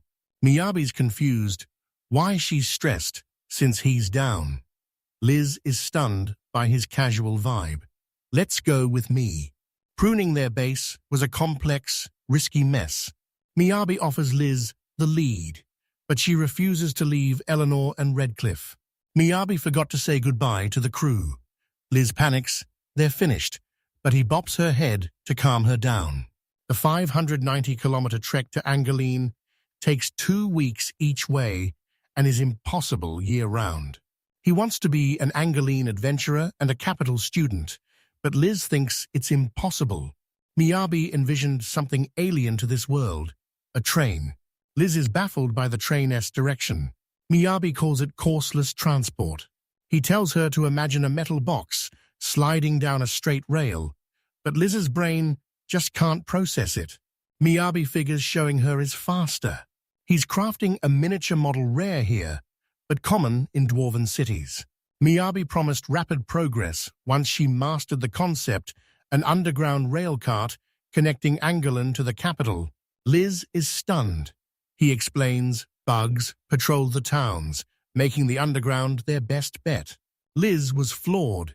It was just simple machinery, but the scale was massive. Miyabi reminds her they've already tunneled through mountains. His work is always practical, pure instinct or a stroke of genius. Either way, Miyabi knew one massive hurdle remained. He suggested they go ahead alone, but Liz shut him down. Production controls the roads, but they launched this massive project without approval while Landhim's behind bars. Miyabi knew skill wasn't enough. Nell and Eve return. Chiffon reveals the duchy's head controls all guilds. Secure Duke Baldini's approval, and the project is a go. Confused how she knew their secret plan, Chiffon reveals she's just fulfilling Mel's request. The Angeline capital underground transport project is stalled. Stunned, Miyabi watches Mel lean in and quip that they should just dump their problems on the nobles, a move only Mel could pull off. He's stunned Chiffon, of all people, jumped in so fast. Their bond surges as Melaston crafts another toy in thanks. Chiffon's goal, keep Liz's license active while she's at the academy. Mel's details were thin, but Chiffon finally got the plan. Miyabi demanded to know how it was possible. Chiffon explains the guild's plan. Her dad paved the way, so Duke Baldini's support clears the path. Liz questioned the safety even with White Chiffon's massive help. Overkill for a commoner's whim, but Chiffon claims she's just backing their strengths. She admits she's hard to trust. She used her secondary license to educate and liberate the lizards. Her real goal, Angeline's profit. Resources were scarce, and trade was a nightmare. She knew the Angeline capital struggle better than most. She apologized, admitting it wasn't all for them. Liz appreciated the honesty, but her reaction left Chiffon totally stunned. Settled, Miyabi breaks down the plan with raw data. Angling is 600 kilometers from the capital, and the subway is the direct route. Mel's confused by the subway, so Miyabi shows a scale model. He reveals the frame, claiming it runs perfectly without horses. Steam engines are the only option, but there's no recipe, and he can't improvise. He offers a wind magic block instead. Snapped in, the model set glides down the track solo. A duration buff keeps it running for 24 hours straight. Add enough wind, and it outruns any human. Chiffon asks how long the trip takes. Miyabi estimates 12 hours. After a 2-week slog, Chiffon's impressed. Liz stared at Miyabi, eyes bulging. He's used to her calm, but he lives for her wild reactions. Chiffon's composure came from her father's wild training. Lordship usually goes to sons, but her father chose her, outraging the subordinate families. Constant complaints made her used to the weird. Chiffon knew the score. She'd prepped Liz's recommendation to file with the report. They thank her, Miyabi confirms the Angolim return, and Liz heads off for one last task. Chiffon tells Liz to stay in the capital and prep for spring entrance exams. Research reports keep Liz busy for now. Liz asks Miyabi to wait until spring. Miyabi pauses, heads back, and tells her to stay in touch. Liz worries, but he's got nothing to do in the capital until spring. He's launching the subway project, now with backup to stay safe. Liz asks to delay their departure. Chiffon tells Miyabi he's got to negotiate with her father. The duchy wants a payoff for Selpway's rights.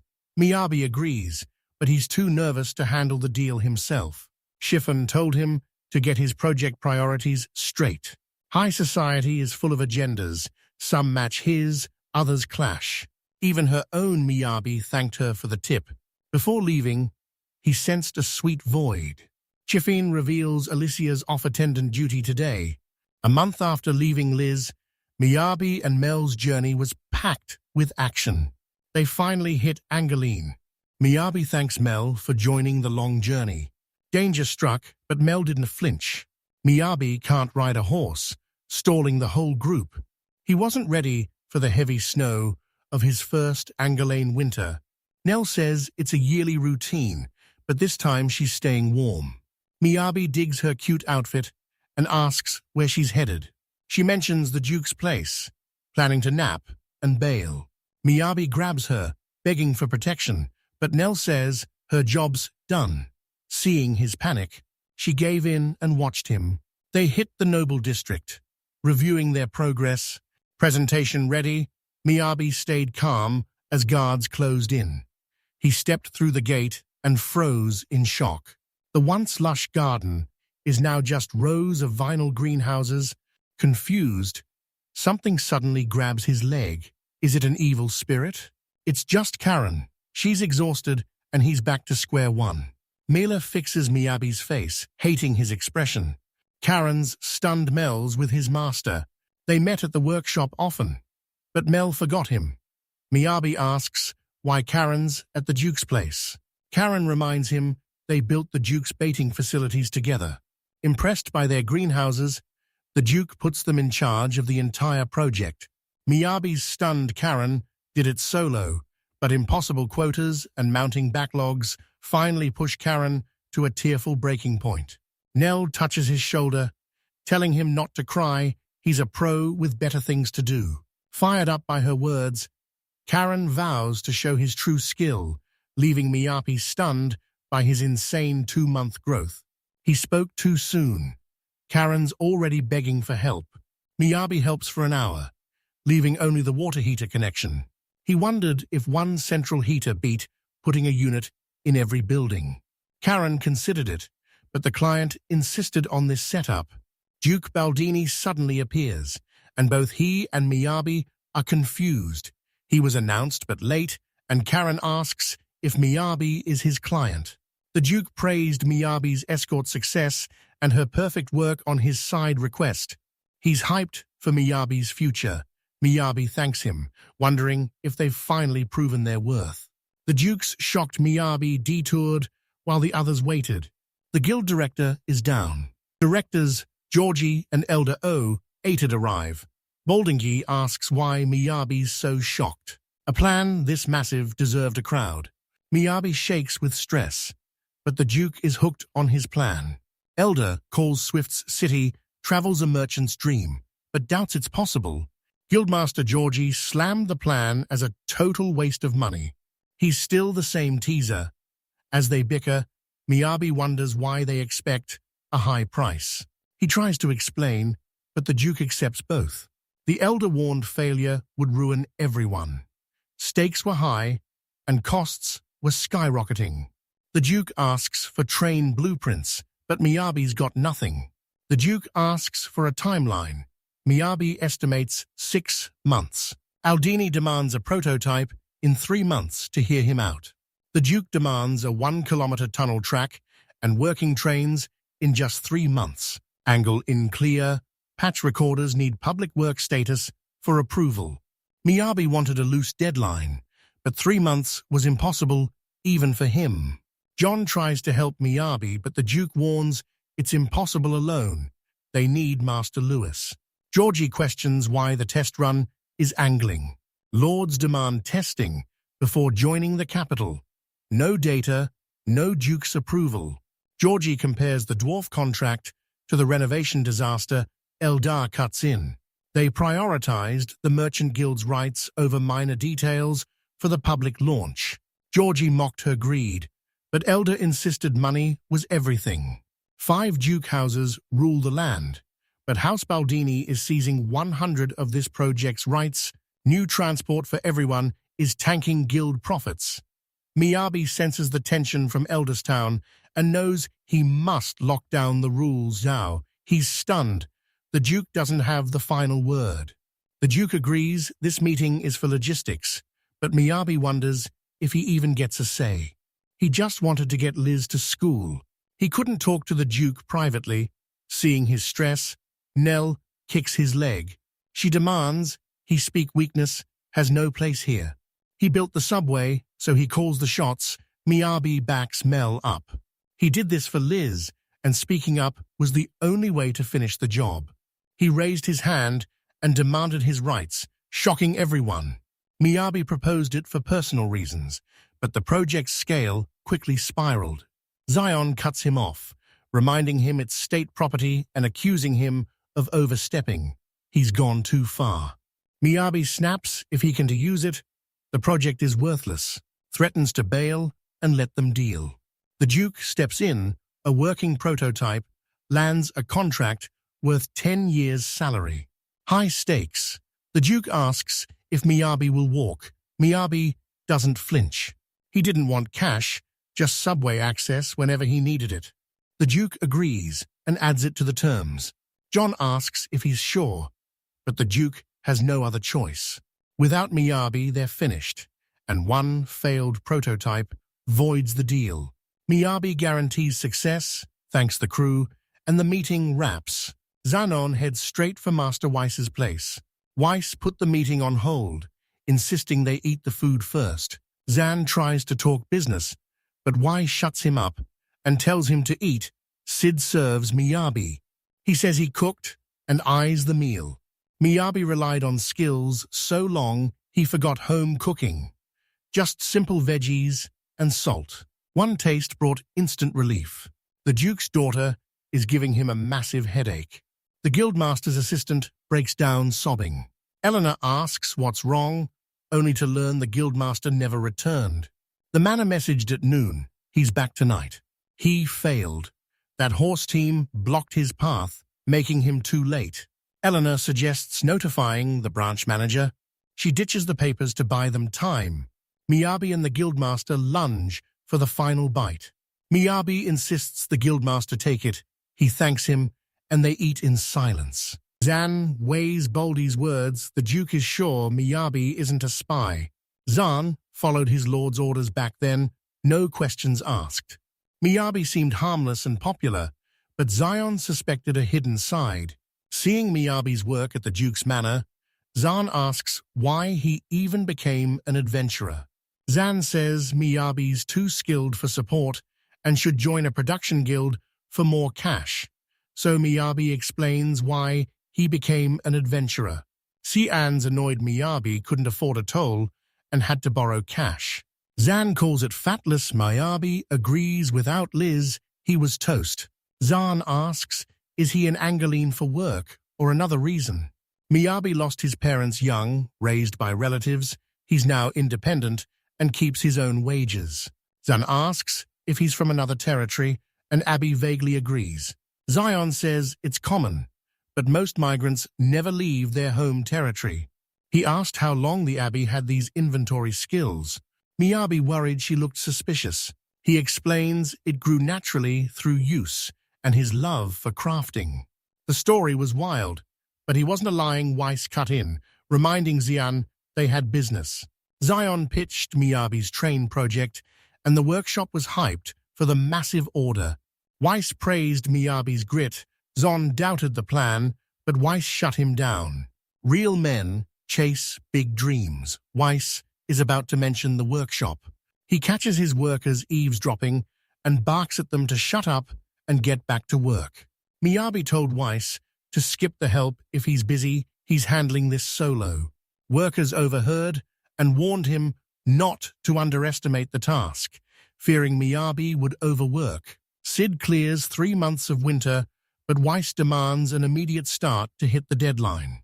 Days later, odd job apprentice Sid and greenhouse fresh Karen joined the team. Miyabi welcomes them, introducing Mel as their escort. They thank her, heading to the forest prototype site. Miyabi admires the snow, but Sid finds him weirdly unprofessional compared to himself. He tried to set an example, but Miyabi stunned him by instantly erasing a massive tree. Karen tells Sid to stop screaming like a monkey. Sid snaps back, demanding how she stays so calm. Karen glares, calling Miyabi a monster and saying his power was expected. Miyabi asks about his inventory training. Karen brags he can store a month of lunches. Miyabi's impressed, and Karen admits she was right. Roadside junk expanded his inventory, and Sid realized Karen's public antics were actually a training regimen. He asks if the tree vanished into Miyagi's inventory. Miyagi confirms it. Miyabi explains training expands inventory and gathering, then offers Sid and Karen a trial. Exhausted, they hit the ground, wondering why they even bothered. Sid notes 0 subway progress, but Miyabi casually reveals the tunnel is already finished. He shows them Sid's stunned, how'd he dig it in one day? Ignoring the question, Miyagi's starting the train car tomorrow. He spawns a house inside the tunnel, inviting Karen and Sid to stay the night. He admits he underestimated Miyabi. Karen called him a monster, and now Sid finally believes it. Why is Miyabi on the renovation project? It never came up. Even Wise respects him. Sid, the Black Steel, refuses to let Miyagi steal the spotlight or be called a genius. Next morning, Miyabi wakes to noises outside. He asks Sid what he's up to. Sid's setting distance markers, eyeballing. It won't cut it for a real prototype. He prepped the rope to save time. Miyabi agreed, still confused. Sid couldn't visualize the train car, but he had no time to waste. Ready for the core work, Miyabi tried to reply. Sid refuses to lose, silencing him. Nell asks about the score, but Sid's just hyped, telling her not to kill his vibe. Karen asks if the train car is today's focus. Time is tight, but Miyabi says the prototype's only job is proving the tech works. Make it go and stop. Do that, and they're set. Phase 1. Power source secured. Model X is ready, built from guild materials. Karen asks about the rear attachment. Abby explains it's a metal-cased propulsion block that moves by directing airflow. He signaled them back and nudged the iron mass. It lurched, hurling him and the structure to the tunnel's end. Nell's quick save stops disaster. Karen panicked, thinking Miyabi was finished, but Nell calmed them, telling Miyabi to grab his toy. He learned to scale his power second try. He carefully nudged the train forward. Terrified but hyped, they hug Mel. Karen asks for the plan. Conditions met, but it's unstoppable. Miyabi's simple fix reabsorbed the magic. Karen knew it wouldn't budge without power. It didn't stop instantly. Miyabi saw it coming, but Karen was stunned. Wheel friction drains the power, causing it to stall. It's basically a bike, and at high speeds, it's impossible to control. He needs brakes, but he's no engineer. No modern tech. He wondered how old-school trains even braked. He calms down and stops overthinking. Friction slows it down, and he's using that. Another fail. Using stick friction as a brake should have worked. It finally ended, leaving Karen and Miyabi deeply scarred. Sid arrives, no train expert, but he knows stopping it like this is suicide. Miyabi brainstorms, train and car brakes are too complex, but bikes might work. He sketches the designs to see if they're doable. His sketch was barely an idea, and he had no clue if it'd even work. He used it every day, so it was all he knew. He needed a physical reference, so Sid suggested carriage brakes. Miyabi's clueless until Sid shows him the carriage brakes, one press hits the tires, and blows his mind. Karen's impressed Sid knows carriages. He explains they're rare in the country, but downtown, Angeline is crawling with them. Miyabi flexes his insane observation skills. Karen's clueless, but he insists no ordinary human could pull it off. Miyabi realized he'd never even noticed it. It was like it didn't exist. To him, carriages were just props, background filler. Carriages, architecture, every detail, the aesthetic was so distracting, he lost focus. Focus on the parts, not the whole. Miyabi admits Sid sees the world clearer, and Sid's hyped to get such cool-sounding praise. Acting cool, he claims observation has always been the heart of an artist's talent. Miyabi ignored the bragging, wondering if they'd get mad if he stole the carriage. Sid finally stops them after endless rounds of testing. Stopping worked, but brake RD hit a snag. The vibrations were out of control. Blueprints secured. He thought the hard part was over. They tested every material for friction, but the massive force kept snapping the pads right off the metal. 2 runs, and the gear S trashed. They re-weakening it just to stop the snapping. Time to face facts. Those brakes were still far from practical. After a long day, he builds a hot spring to relax. Weird luxury for a job site. Sid asked for the plan, 6 weeks down, and that was only the testing phase. Miyabi knew their plan was flawed, but had no alternatives. Sid told him to stop moping. The design was his idea, and he couldn't handle the guilt. He could slow the wind and play it safe, but that's boring. Even underground, he refuses to kill the thrill. Mid-thought, a leaf hits the water. Sid blasts it at Miyabi, then whips the leaves around him. Mocked as bagworms, Miyabi snaps and grabs her tools to blasting it all back at him. They laughed at their own stupidity. Sid told him inspiration can be forced, but he knew there was no telling when or if it would strike. 2 weeks later, Miyabi heads to Hank's. He heard Miyabi's task was done.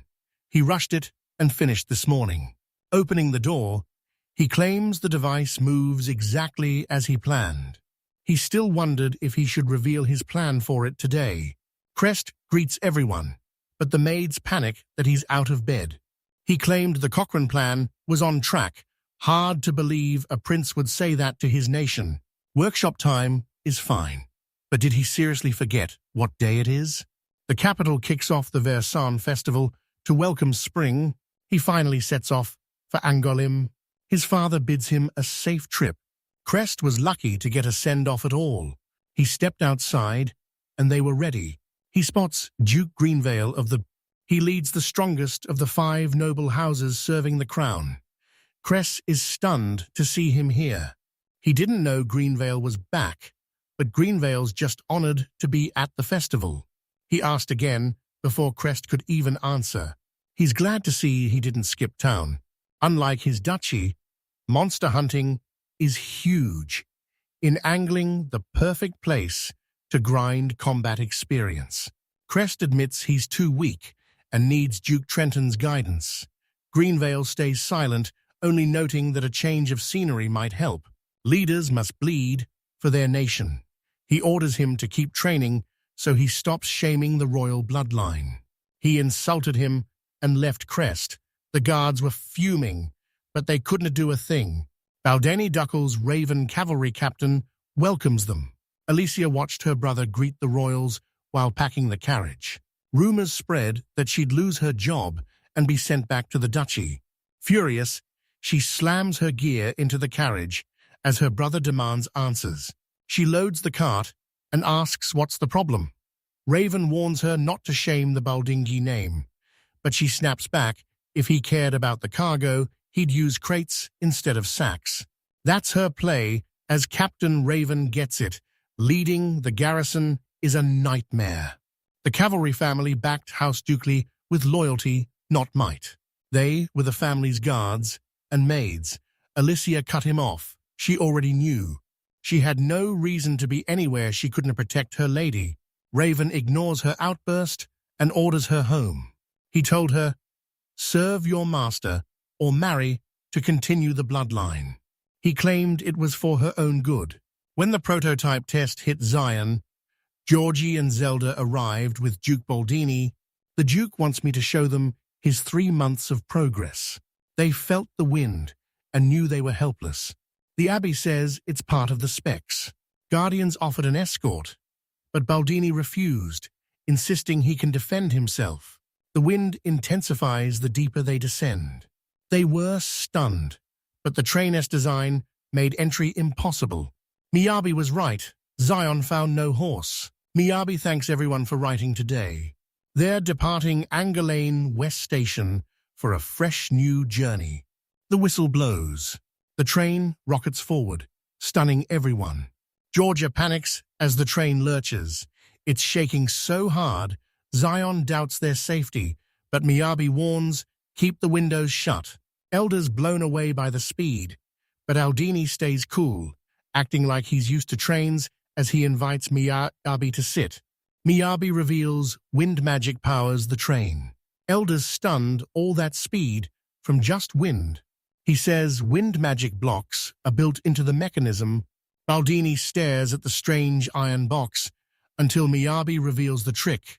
The train slows, relying only on its brakes. The train's too fast, so he blasts but wind in reverse to stay in control. Back block for speed, front to brake, all powered by one tiny hole in the engine. He made it sound easy, but you can pull both levers alone. Reverse thrust and mechanical brakes provide built-in redundancy. Even off the train, the audience was still stunned. Miyabi couldn't blame them. In a world of horses, he was moving way faster than they expected. Balding admitted he initially doubted his own plan would even work. Miyabi pulled off a miracle, marking a massive leap for the country's future. The Duke pulls the plug. Miyabi's stunned and starts freaking out. Wind or rattling. They bumped into each other. The Duke calms him, only he can use it. His enchantment makes wind blocks last, but not forever. One day, Magic and M run dry, and everything stops dead. Same issue as the greenhouse project, Miyabi demands an explanation. He claimed boiling massive amounts of water or hauling heavy iron boxes was impossible without magic power to rival his.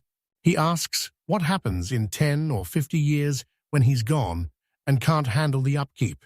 It's a worthless relic, not worth the money. So he added a new condition to the contract.